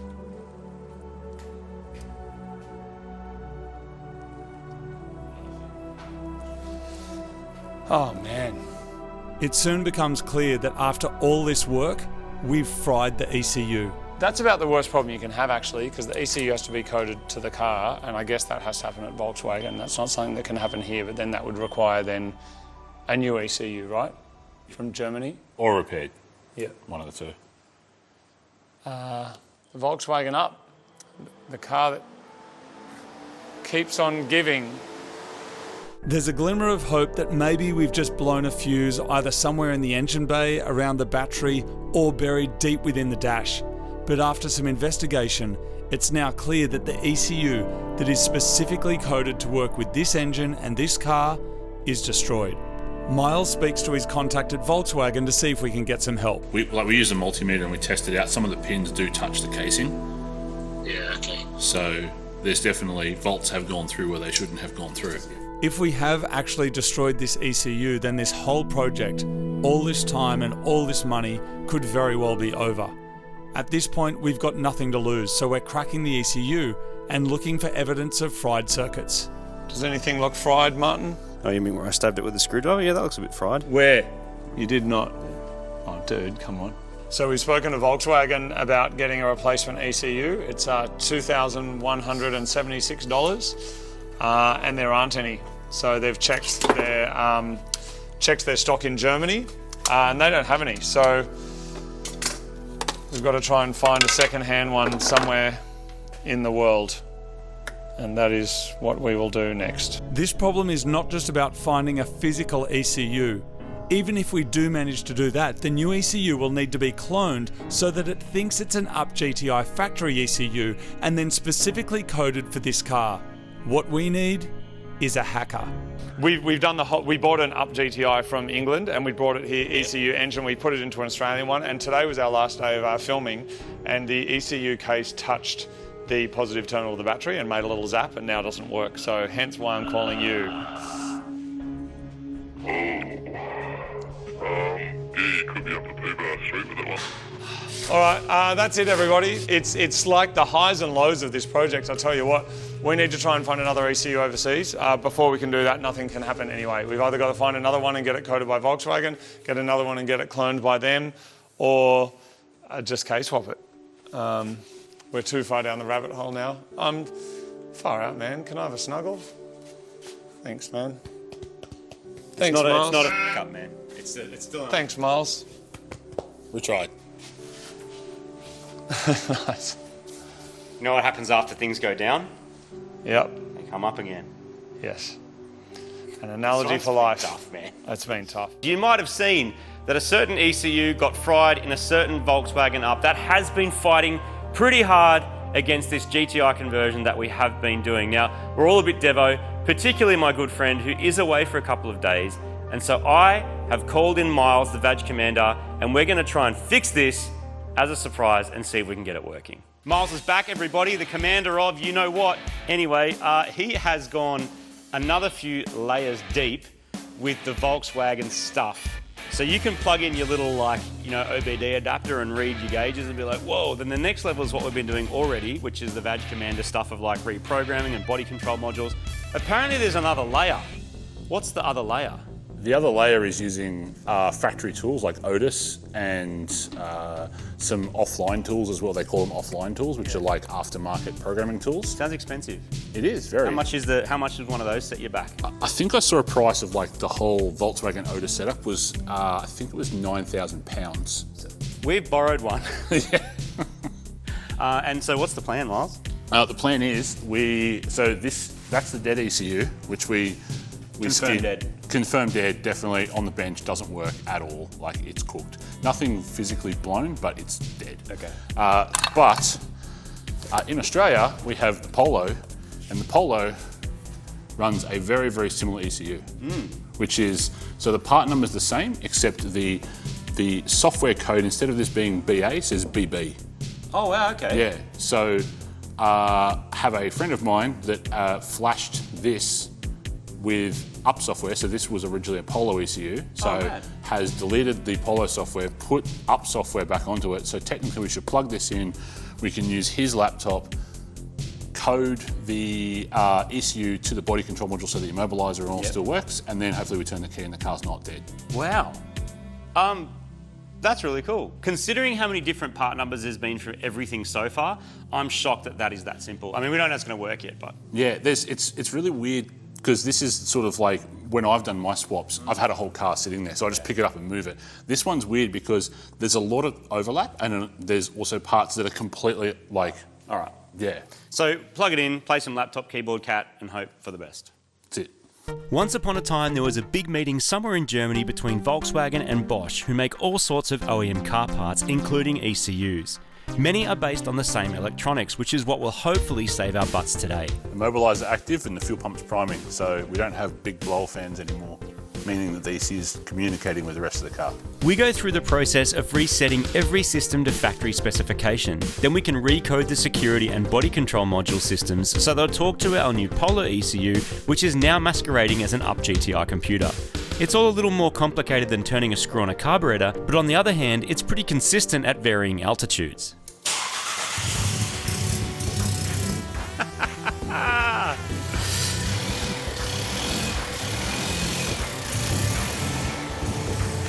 The UP is alive once more. Now we can recalibrate our steering sensor by turning the wheels back and forth, and also the ABS by driving the car back and forth under its own power. So we're back to where we were before? Yeah. Essentially? Yeah. We're actually further because now we don't have steering wheel faults. Oh, you fixed the steering wheel faults? But we have one airbag thing that's either not plugged in or happy, and a brake booster thing that's not plugged in or not happy. All right, we'll fix that, and then my good friend may actually be able to drive this, which I know he's so pumped for. The next step is to chuck the UP onto a truck and send it over to Myles' workshop. He's going to design and make an ECU mounting bracket that fits the GTI ECU and wiring securely to our non-GTI car. This involves some clever 3D scanning, modelling, cutting and folding. Sure, you could probably knock something up out of scrap metal, but as if you wouldn't do it this way if you had the tools at your disposal. Welcome to the future. We've also identified a knocking sound, which is the selector hitting on the battery tray mount. Nothing a grinder can't sort out. I have come down to Flux 3D, where the Volkswagen UP has been with my good friend Myles, who's been developing some stuff. Yes. Tell me everything. Making ECU brackets and things to not make ECUs explode. Yep. Fixing reverse clunky noises. And yeah, just general wiring tidy-ups and making brackets to make stuff fit. How did you make this? Because that looks so cool, man. Like that's proper. How'd you do it? What's the process for your ECU bracket? So normally we'd 3D scan something like this just to get sizes and space, but there's actually heaps of room back here. So we just measured the distance of the Australian delivered up battery tray because the European one didn't fit this chassis. Just made an aluminium bracket on our plasma cutter and then made a plastic bracket so it's isolated away from everything as per the factory one normally is, but doesn't fit. And yeah, just sort of bolted that all together, bolted to the battery tray, and there you go. It just, Like if I had to make a battery tray, I'd get a bit of metal and bend it, and it would look shit, let's be honest. That looks like something that Volkswagen made. And I just love it that you can do that these days. Like and you just did, oh yeah, whatever in an Arvo. Like it's so cool. So the other issue we had was we noticed when we were reversing it in and out of the shed that it made this really ugly clunking noise, and we're like, it sounded like a broken gearbox, but it wasn't. Yeah. So there's a counterweight on the shifter linkages. The big, Yeah, this big aluminium chunk, and that was hitting the battery tray, the mounts for the battery tray. Right. So it needed 1 centimetre taken off it, and it's good and cold. Days. So again, we're still messing with old chassis. VW up stuff. We could have. There's possibly a chance we could have taken one of the counterweights off a different gearbox and put it on and made it work, but hitting it with a grinder for 1 minute fixed the problem. So we're kind of at that like fine detail stage, and we should be able to drive it really soon. We're also probably going to delete the sound actor thing, mostly because we've got that nice exhaust on it now. So it's just not necessary. The exhaust sounds really good. You don't kind of need the fake engine sound, and you can just flash that off, correct? Yeah, I think you just turn it off with VCDS, yeah. Amazing. So we're going to get rid of that. We're going to sort of put all this back together and make sure nothing else is clashing, make sure it's like going to bleed up coolant and do that sort of stuff. And then a certain person, we're very excited to drive this in the next couple of days. So I have a feeling that he will be driving it back home, but we're just going to fix it, finish it, spend a couple of hours on it. Let's go. The sound actor is coming off because our mad exhaust should make it sound less fake and more like... I mean, that is the reason people buy Volkswagens after all, so let's go all in. Myles' ECU bracket is looking excellent, and with it all bolted in, we can refit the engine bay plastics, the cowling and the windscreen wipers. Our next job is to make sure all of the lights, blinkers and safety systems are functioning properly. So we're going to get back on the laptop one final time. All right, so Myles has cleared the codes and it should just start. To press clutch. It sounds so cute. And first drive. Just kidding, I wouldn't do that. No, first drive has to be completed by the owner. I'm locked in. How do I get out of this shit? Let me out. Has to be completed by the owner, so he will get the first drive very soon. All right. Got the up, towed back to Super Garage. There's one bracket I want to check out before we start driving this thing around, and it's where the new dump pipe comes off the back of the turbo and joins the rest of the exhaust. It is supported by these hangers here, but it's not connected to the block. And in my experience, if you don't connect that dump pipe to the block and it doesn't, so it can move together, you'll crack something because it's very thin stainless steel, gets hot, gets brittle, and cracks. So there's a bracket that came with the exhaust, but for some reason doesn't quite fit properly. So I'm going to either try and make that one work or just make a very simple bracket that ties it all together. After a bit of a dig around the leftovers box, I found the bracket which braces the dump to the block. It uses M8 by 1.25mm bolts, but they have a 13mm head because they're from Volkswagen. But with a bit of fiddling around, I'm able to make it fit to prevent rattles and breakages. All right, let's call him and tell him that it's done. Hello, mate. G'day, mate. Are you back yet? I'm on my way back. Oh, 15 minutes away. amazing. Your up is ready for a drive, dude. Let's do it. I'm keen. I've been holding off driving it until you're here so you can experience. What do you mean it's ready? That's like the exhaust is done and Myles fixed the ECU. We fixed it. He fixed it? Yeah, dude. We reflashed the Polo one. Yeah, it's mad. Come drive it. Come drive it. Come drive it. Hurry up. I'm coming. Fixed it. Bullshit. It works. No, it works. Got some How? What? some ECU magic. Like, firstly, check out the bracket. Look how legit and cool that looks. Oh, that's All mounted in amazing. there with like a plastic insulator and then a custom-made bracket that Myles did. But what ECU is that? That's a Polo ECU. Because you know we can't get up GTI ones, Yeah. you just cannot get. Yeah. But what was cool was after the last episode went up, like our inbox just filled up with people going, oh, I can get you an ECU from wherever. Yeah. But actually, it would have taken too long, so we got a Polo GTI ECU, which is based on the same architecture, and essentially reflashed it so now it thinks it's an up GTI. How did you get the info off the up?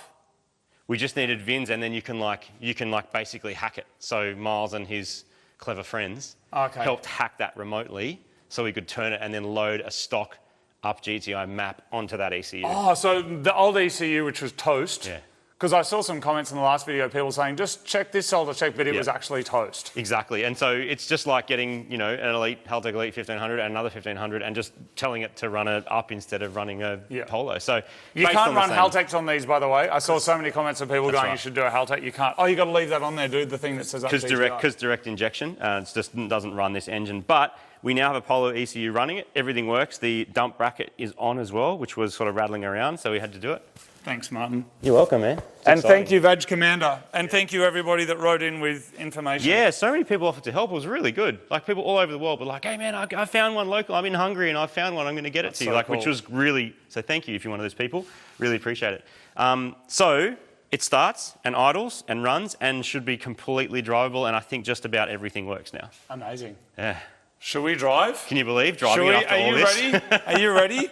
First drive. What a fight. You know what? A lot of people were saying, like, why did you waste your time with this? I don't think a fight is a waste of time. No. I think it's a journey that sometimes takes unexpected twists and turns. Yeah. Unexpected, but still exciting. It's great. And let's drive it. Amazing. Let's go. Put the marks off. Oh, that you might have to climb through the window. Really? Yeah, that door, for some random reason, just completely stopped working, like the module's broken. We took it apart and the module inside's cactus, but guess what? You can't get them, so we have to get one. So that's a week or two away. Okay. So you have to climb in through the window. All right, good. I don't though. So we're going to hit the street. Let's go. Drive it. We're going to hit the street for the let's first go. time. Dude, this is so exciting. Oh, this is amazing. Probably should have thought about that a bit. Oh, it doesn't have differently. an aircon request button, and your steering wheel, Myles has got a steering wheel solution to make the steering wheel buttons work. Oh yeah, because that's the problem, To isn't it? control. That you need to have the buttons on there. Dude, I'm in a GTI seat. You are. In a... And it's actually going to go. It's so cool, man. All tightened up. All right. Should just start, hopefully. Ultra. It'll... Oh! Oh, it's got little crackles, man. It's proper legit Volkswagen. All right, let's hit it. Oh, I can hear the turbo already. All right, Martin. Up GTI. I do believe it may be the first up GTI converted up in the world. Not that it's about that, No. but it also makes sense because why would anyone else bother? It's definitely the first one in Australia. In Europe somewhere, someone's done like a Cupra or a Seat. Oh, dude, it rips. Oh, it's quick. It is. It's very instant boost, isn't it? Oh, yeah, dude. Oh, it feels so good. That is significantly faster than stock, isn't it? Oh, yeah. I mean, we've got to get on the dyno, but that is quick. Oh, dude, butt dyno is just like up and to the right. Yes. And I love all the little extra things on the dash. Seats are awesome. And it sounds just a little bit angry without being like obnoxious, which is very Volkswagen, isn't it? Yeah, it feels great. This could be the best Volkswagen ever made.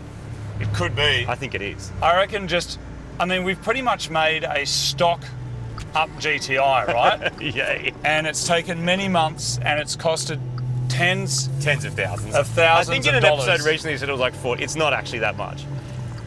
But we shouldn't work it out. I don't think we should actually work it out. Okay.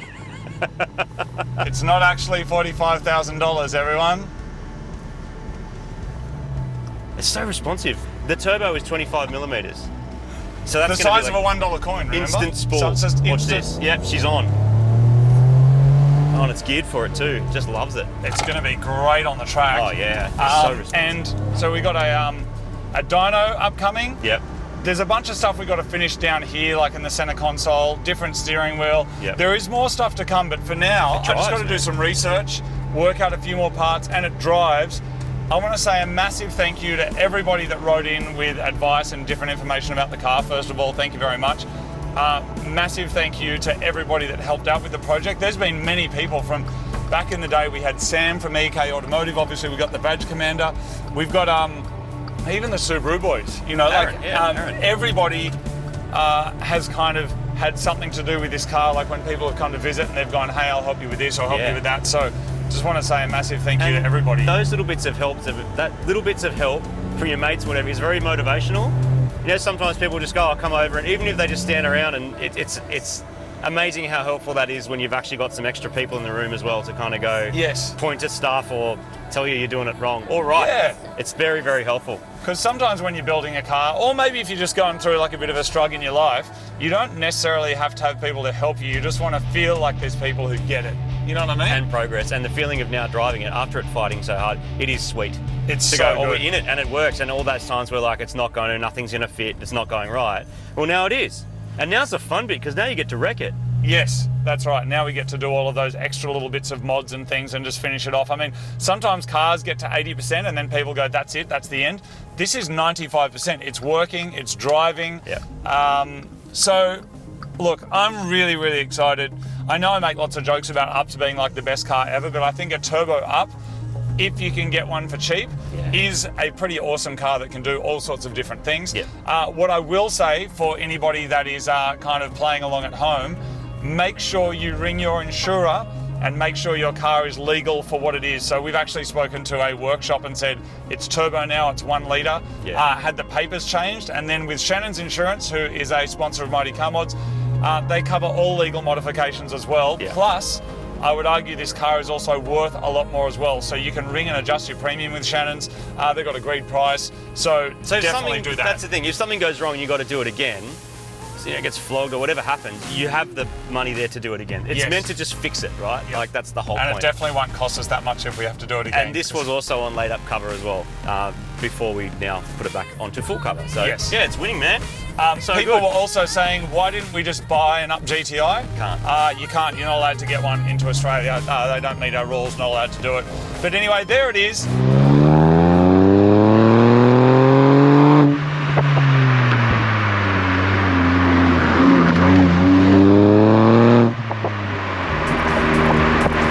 I would get in there to show you a couple of things, but this door is broken. But people, look at this.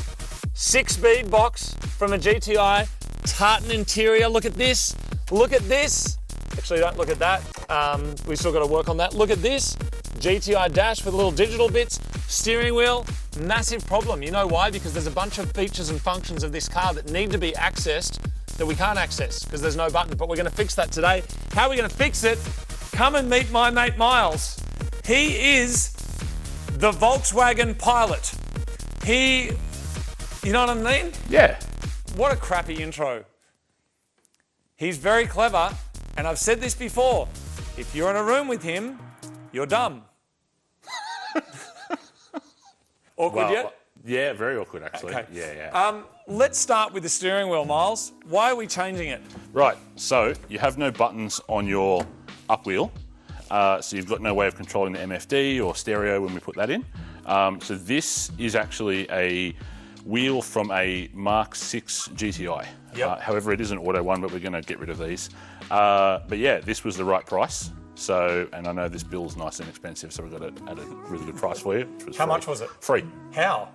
I swapped a few favours. That even though this is Mark 6, that this here will interface with our ECU, right? So there's two steering wheels for Volkswagens generally. There's a 12-button configuration and 18-button configuration. Yeah. So this is a Mark 6 wheel. What would actually be on that car is a Mark 7 wheel with a 12-button. Really rare in Australia. This is a wheel, it works, it's got the right buttons, it looks pretty, it'll match the interior of the car, so hopefully that goes on and it works. We just got to get rid of these silly paddle extensions in the back and it'll make it work. I'll get an angle grinder out, and then people, check this out. We got a whole box full of little bits that we needed. So there are a couple of things that were missing that I wanted to make that kind of interior be finished. Some of those were like little shroud and stuff like this that goes over the GTI steering column, because originally we thought we could use the up steering column, then we couldn't use all of the mechanism for the key. All of that was a big thing. But we got two keys, right? One key's for the barrel, one key's for the door. Yep. And so how do we open it to fix it? So you can try sticking the key in the lock and turning it. Is it that one? Yeah. Okay. That doesn't work. We have some more trims for the steering column. Nice. We've got buttons for the TPS reset. Oh, this is the trim for the underside of the steering column. underside of the steering column. So good. And yeah, so basically door lock, pressure sensor, steering wheel. Yeah, so that one goes there and that one's going to go there on top. Oh, Myles, it's going to be so good. This car's going to be worth $70,000 when it's finished. Yes. What I would like to do is just steering wheel first, so we can see if its functions actually work with the car, because that's a big one. Because basically, if you want to go through the menus, you need to use the arrows on the steering wheel that currently don't exist. So I want to do that first. Yep. And then I suggest we sort out all the shrouds, the little switches, then the door lock, and then we can move on to the tech and entertainment. The first thing I'm doing is unplugging the battery because I've had too much bad luck with frying stuff on this build already to take any chances. Using a phone camera helps with locating the clips on the airbag, and once that's removed, you can take off the steering wheel using some Euro tools. We've actually done a whole episode on changing steering wheels, which I will link down below. You can see just how many extra features are accessible with the Mark 6 GTI wheel compared to the factory up wheel, which has nothing on it.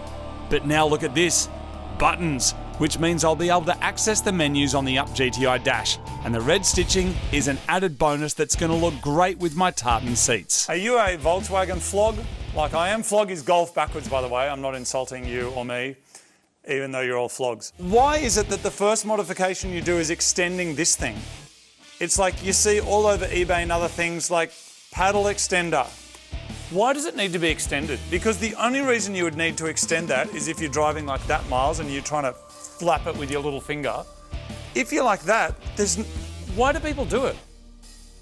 What's going on there? Just let us know in the comments. I would love to know, because I've owned a lot of Vag cars and I've never understood why you would do that, because I reckon it looks like shit. So why do you do it?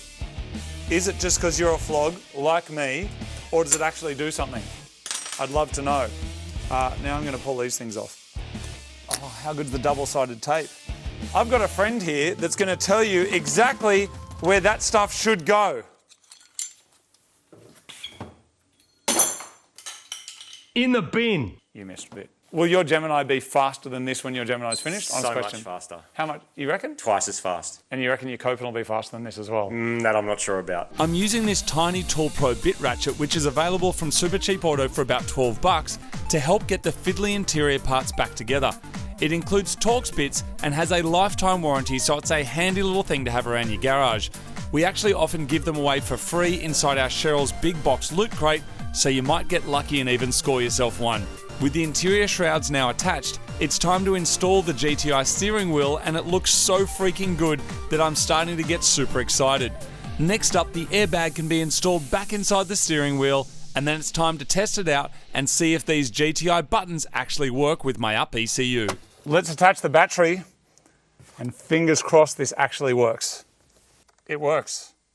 Look at that. So before, if this was on, say, average speed, that was not changeable. So you could go through and try and adjust some things here, but you didn't actually get to move through the menu at all. Whereas now we got up and down.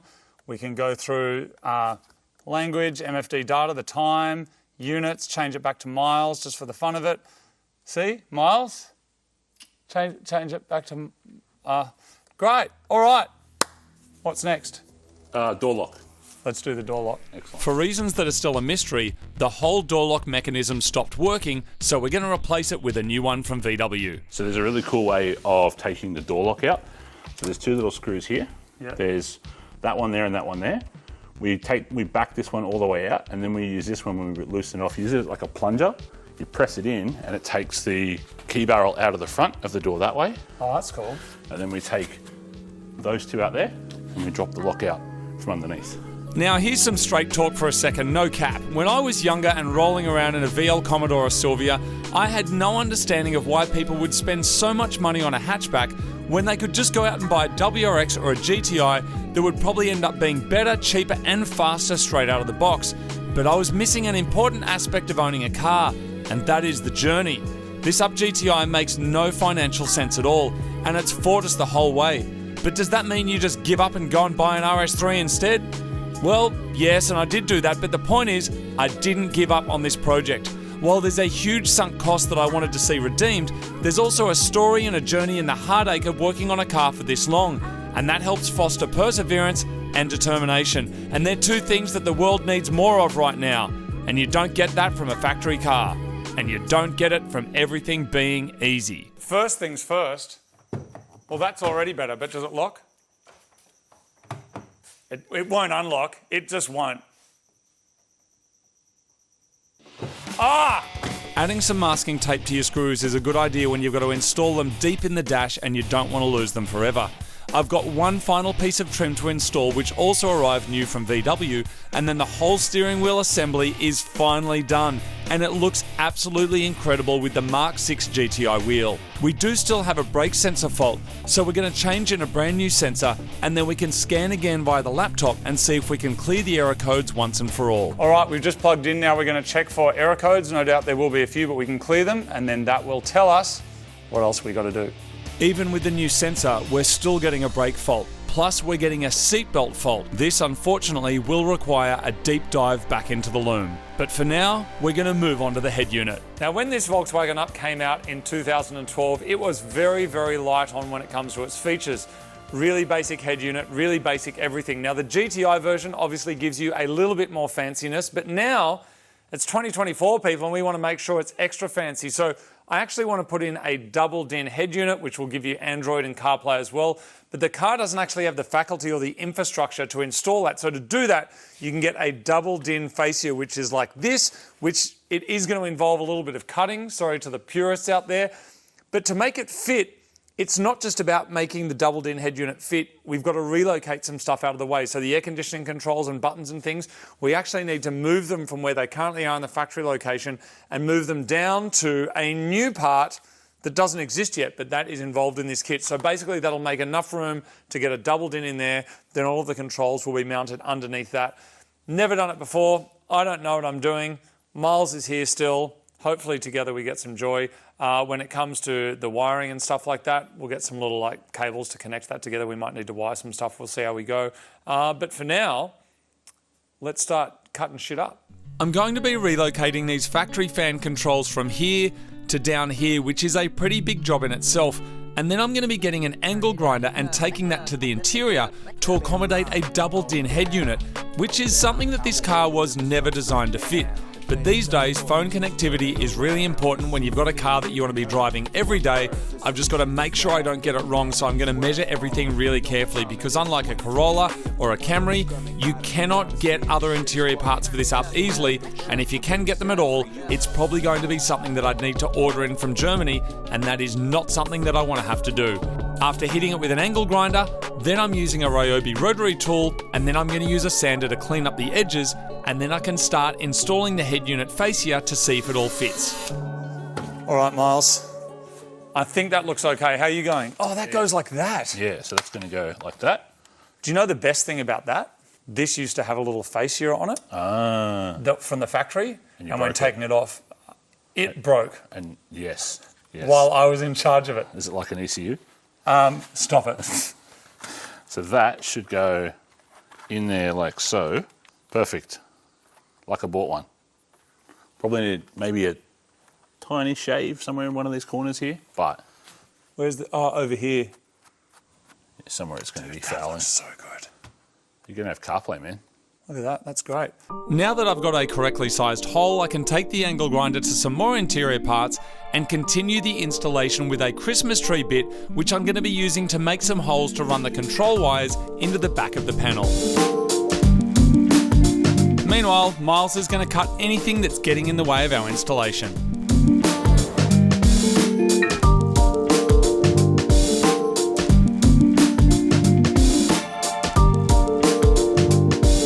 That looks so good. In fact, it looks factory fresh.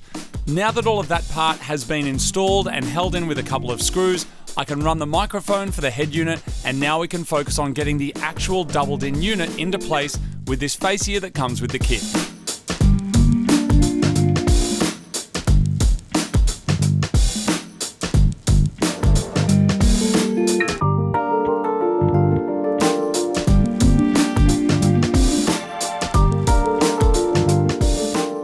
This is the new faceplate for the CarPlay system that we've installed. This here actually runs the old buttons. Now the updated buttons, which are these ones from a newer Up GTI, don't actually fit in there. You can see the difference between that and that. So there's a couple of options. We can cut this out to make it the same as this.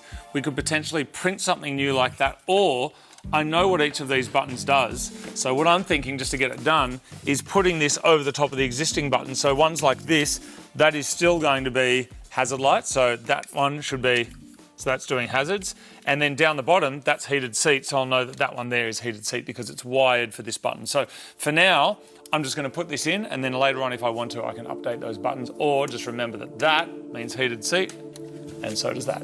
At this point, we blew a fuse, and even though everything multimetered fine, when we pulled each one out and inspected it visually, one of them wasn't quite right, but we got that changed, and CarPlay is now connected and working.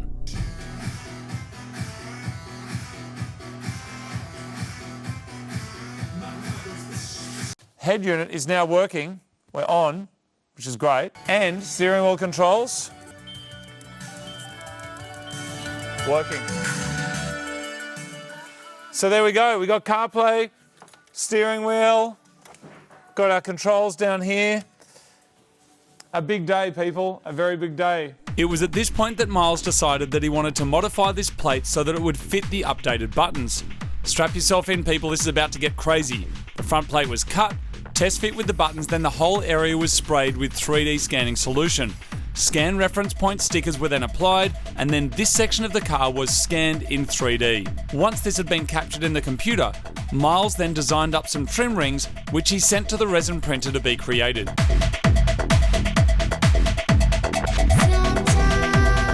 Once finished the next morning, they're test fitted and then applied to the front plate with some glue. After this, they're sprayed in a booth and then left to cook until well done. Now complete, we've got a fascia for an older Up that's now compatible with buttons from a newer Up and also accommodates our double-din head unit while all looking super clean. This is absolutely amazing. We've also swapped in a modern Up GTI ECU that a fan actually sent us to the Unicorn circuit. So we now no longer have an airbag fault. This is the bit of loom out of the old one. Everything seemed right. I think the actual issue is the plug. There might be a little resistor in the plug. The moment I unplugged that one, plugged this one in, pinned it into the right spot in the control module, she all good. I will find a spot for that, run it with the rest of it and limit up. And there is now no longer error lights on the dash. It's amazing, it's pretty. Christmas trees are not pretty when it comes to dashboards. This is a massive milestone because for the first time since doing this conversion, there are no error lights, no check engine lights, and no faults on the dash. So a massive thanks to Myles and the Unicorn circuit viewer that sent us this ECU. And that ECU came from you. Someone sent it to the Unicorn circuit. Thank you very much for that because you saved the day. Please find enclosed one ECU. That is very generous. Please don't smoke this too. Keep up the good work from Andrew. Well, Andrew, imagine. you freaking legend. Donor car Volkswagen Up GTI. So without that, that wouldn't have worked. But a newer ECU, can you tell me what the deal is with that? Yeah, so the Australian delivered Polo ECU was, it ran the car, but it had a brake booster issue. We changed the brake booster sensor and it still had the issue. So when we put the supplied one from the Unicorn circuit, we put that in, it had 2020 software on there, and it had a petrol particulate filter. So we had to. And that's basically from Europe in like 2019. They started running all of those, didn't they? With the VAG cars. Yeah. So we had to downgrade the firmware on it to be the same firmware we were running on the other ECU, but didn't have the fault. So either the Polo ECU had a fault or something. Okay. So yeah. Anyway. Myles, am I right in saying, because I was just doing the maths on this, there's been 4 ECUs in this car, is that correct? So there's the Up ECU that it came with. Yeah. Then there's the GTI ECU that I fried. Then there's the Polo ECU that was reflashed and worked, but then had some errors due to the brake booster. And then there's the 2020 Up GTI ECU. Yes. Thank you, Myles. It's like, what a clever man. Without you, that would be a very expensive doorstop. well, you would have found someone else to do it for sure. No, because I wouldn't have wanted to spend the time with them, and they wouldn't have wanted to spend the time with me. Look, there was a few times where maybe I didn't want to spend the time with you, but we got. Oh, come on. Yeah, no, okay.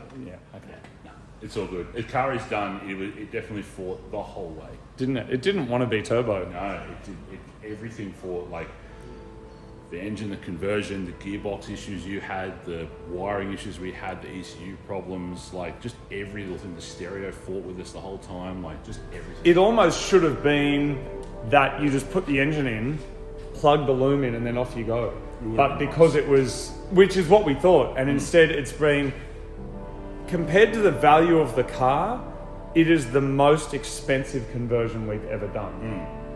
Thank you, mate. Too easy. Enjoy. It's fast. It's actually quick. Oh, this is so good.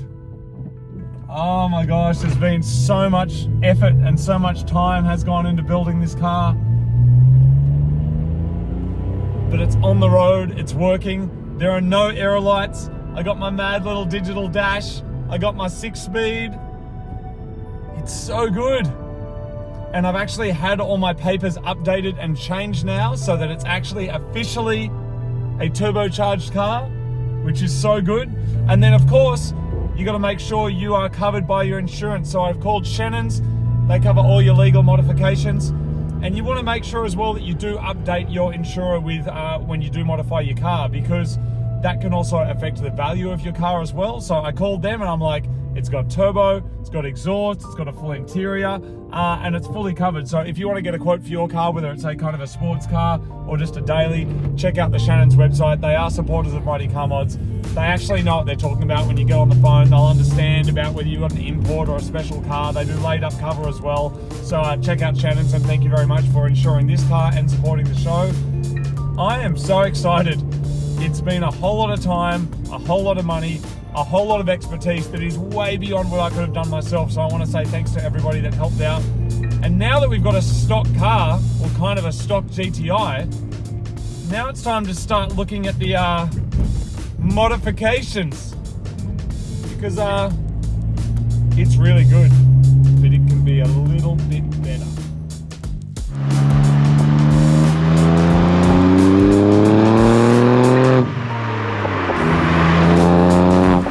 I'm so excited today because finally we're going to throw this thing on the dyno. We're going to see just how much power it makes. Plus, it's going to get a tune to make even more power. But before we do that, a couple of little spicy things that are going on. This is a racing line intake supplied by Harding Performance. That there is going to make sure we've got all the air we need, and most importantly, all the mad noises that we need. And while that's off, I'm also going to install a little turbo inlet elbow like this. Now that, oh, far out, that's so small. This here is an excellent modification on the inline 5-cylinder engine on the RS3. We made a video about that a little while ago. Quite difficult to actually access that. This here looks like all of it can be done just from above. That said, I've never done it, so you're going to find out when I find out. So we're going to install the intake, install the elbow, go to the dyno, get a tune. One of you is going to get given a Volkswagen up. Then we're going to drive home, make some mad turbo noises. And that is what we've got installed for the day. So start the music. Let's do some mods. This aluminium turbo inlet elbow from Racing Line increases the airflow into the turbo, offering better response and power gains. Now these can be run with the standard airbox, or in our case, we're going to be matching it with a proper intake system. This is a race bred intake, which should bring us some decent gains and some proper turbo noises. The first step is to jack up a goat and then remove the factory airbox, which sits nice and hot on top of the engine. With that gone, I'm going to lose my GTI Wrecker riding, which I've actually become quite fond of since this engine arrived from the UK. Next up, the silicone can come off the factory elbow, and then using tools and fingers that defy logic and size, remove the factory stuff and throw it in the bin. If you are a mechanic that works on small cars for a living, like K-cars, minis and tiny city cars, then I want to take a second to salute you with my bleeding fingers. You can see the complexity of the factory turbo inlet elbow, just how much stuff is going on there, and the actual air that is going through there, you can see kind of goes through a bit of a valve, because believe it or not, the idea of that is to try and make everything as quiet as possible. Now, if you compare that structure with this, that is just a simple pipe with a bend in it. The idea, of course, is that more air direct to the turbo. This can be run with a factory airbox, and there are a couple of different options depending on what year up GTI you have, but I'm actually going to be installing that and then doing an intake as well for the maximum noises. But right now, that there can go directly in the bin.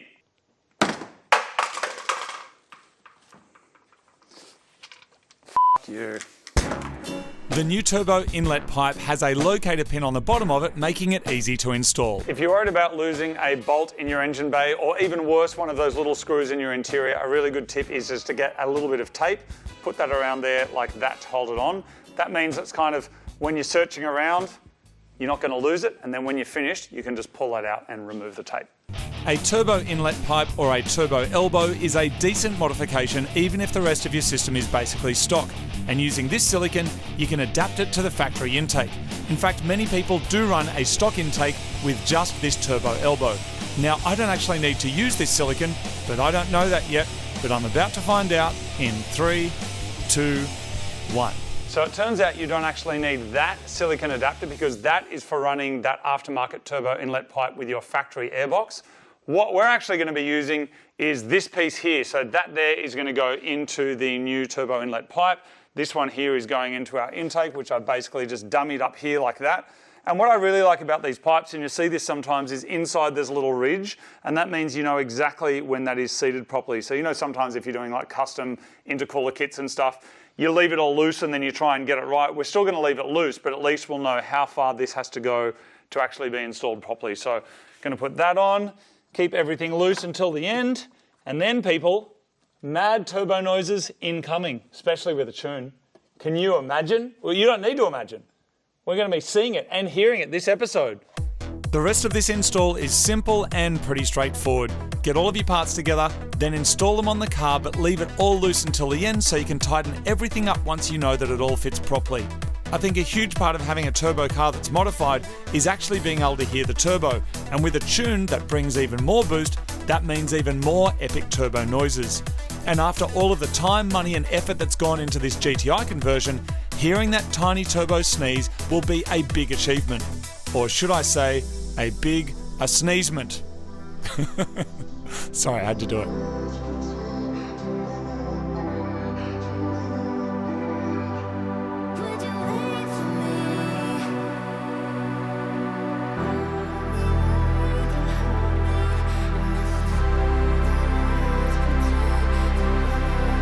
And that's it, all done, and I reckon it looks great.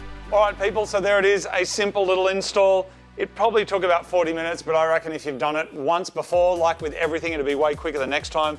It did fight a little bit though. One of those clamps absolutely smashed my finger, the factory clamp. So we've got a little inlet pipe down here. All of this is bigger, all of it's smoother. Got our filter here, all enclosed, little intake there. We are going to the dyno, people, but before we leave, let's have a little listen. I'm excited. Hopefully we're getting turbo noises. If you're not getting turbo noises, why have you got a turbo car? Why?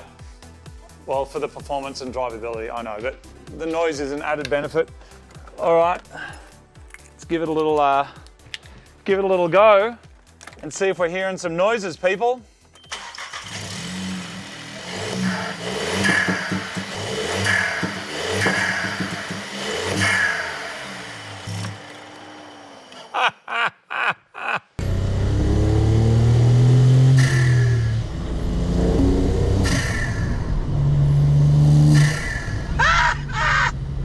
Sounds great. Oh, it's like such a tiny little turbo noise. Listen to it, listen how cute it is. So we're heading down to the dyno now, and we're going to do a couple of different power runs. We're going to do this car, basically the stock car with those inlet mods. Then we're going to do a stage 1 and see what we get in terms of our power. And we're also going to bring another Volkswagen up down that is totally stock. It's what this car used to be. The car drives great and it looks awesome on these lowered springs that I installed when the car wasn't even turbo yet. I'm really hoping though for some decent power gains compared to the stock naturally aspirated car. We can talk about emotion and the journey all day, but if I only end up with a 10 or 20% gain, it's going to be a hard pill to swallow. I've brought the car down to Eurowerke in Castle Hill, who are letting us use their dyno for the day. They're a great bunch of people and everyone's keen to see what this little car can do on the dyno. We're starting with the naturally aspirated red Volkswagen Up. This here is a completely stock red Volkswagen Up. Performance-wise, it is totally stock. So we're going to check the power on this one. Then we're going to put on my white Up GTI and see how much power that one makes. Then we're going to do a tune, and hopefully make some decent power. And when it's all done, we can work out a money to kilowatt ratio so you at home can ascertain whether it was all worth it or not. And if you think it wasn't worth it, you're wrong. Let's go!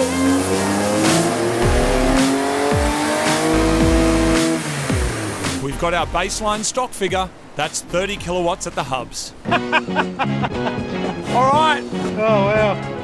let's throw in the GTI and see what we get. This is it, people. It's time to see what this little UP GTI can do. I've been a VW flog for a long time now, and I really hope it doesn't let me down. So many people who've helped with this build will be watching to see if it was all really worth it. Here we go. 71 kilowatts and 158 newton meters. Yeah, that's what I'm talking about, people. We're not messing around. 186 newton meters. We'll do a couple of runs and see what we can get out of it. Maybe get an extra kilowatt or two.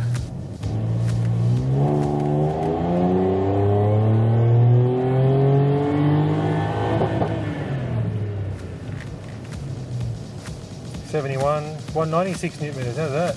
I think that's pretty much maxed out, mate. Cool, that's it. That's it. So peak power, 71 kilowatts. 71 kilowatts, yep. Let's throw a tune on Done. and see how we go. See how much we can get out of it with a tune.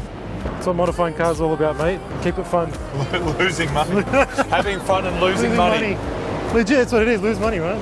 We're loading the performance tune onto the ECU, which an MCM fan sent us from overseas. This is going to give us more power and more boost, and comes from the team at REVO in the UK. We've loaded on our REVO tune, and there's a couple of different settings on there. We have, there's 3 separate settings. So there's performance mode A, B and C. Yep. So A is your 95 RON, B is 98 and C is 99. And we're going straight to C. Okay, great. Because why not? All right, let's see how we go. See what happens.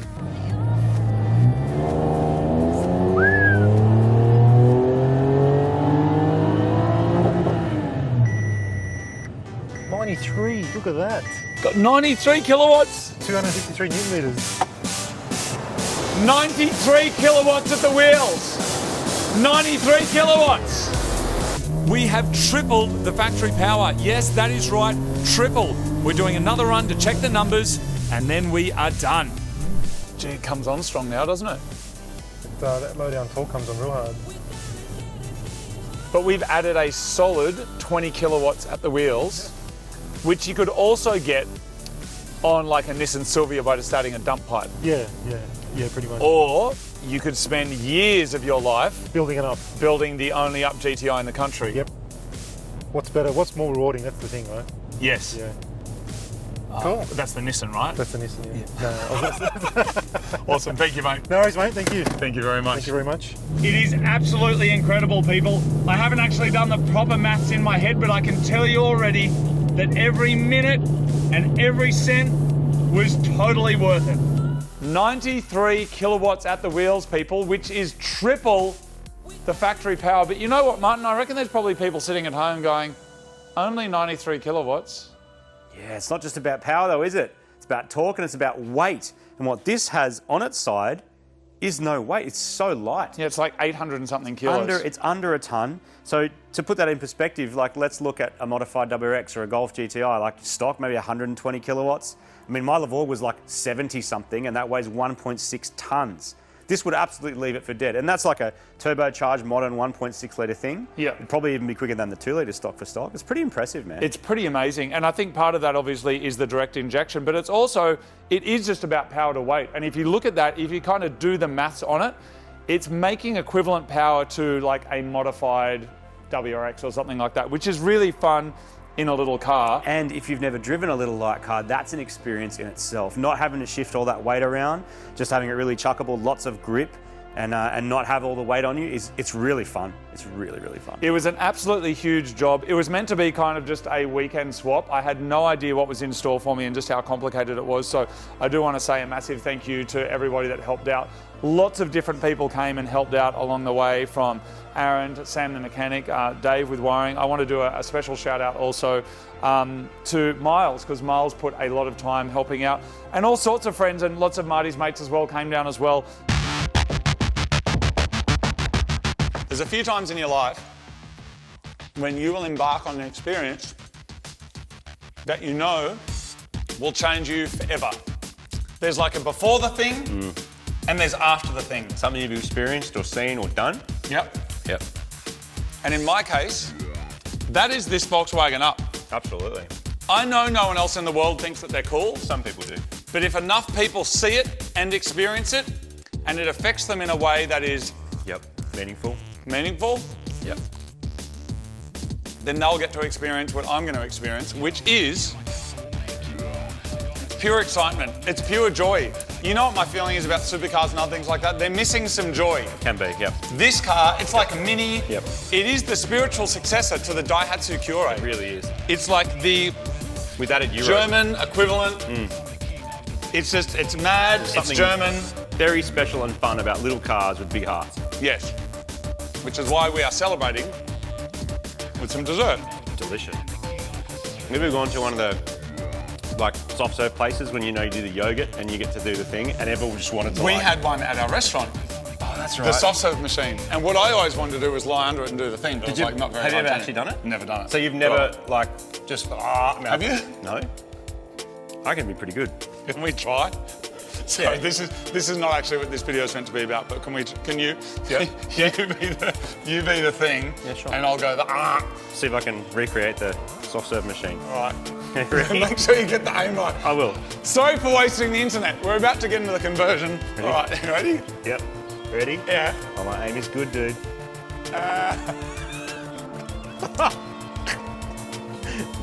Bullseye! Bullseye! Dude, you got that perfectly.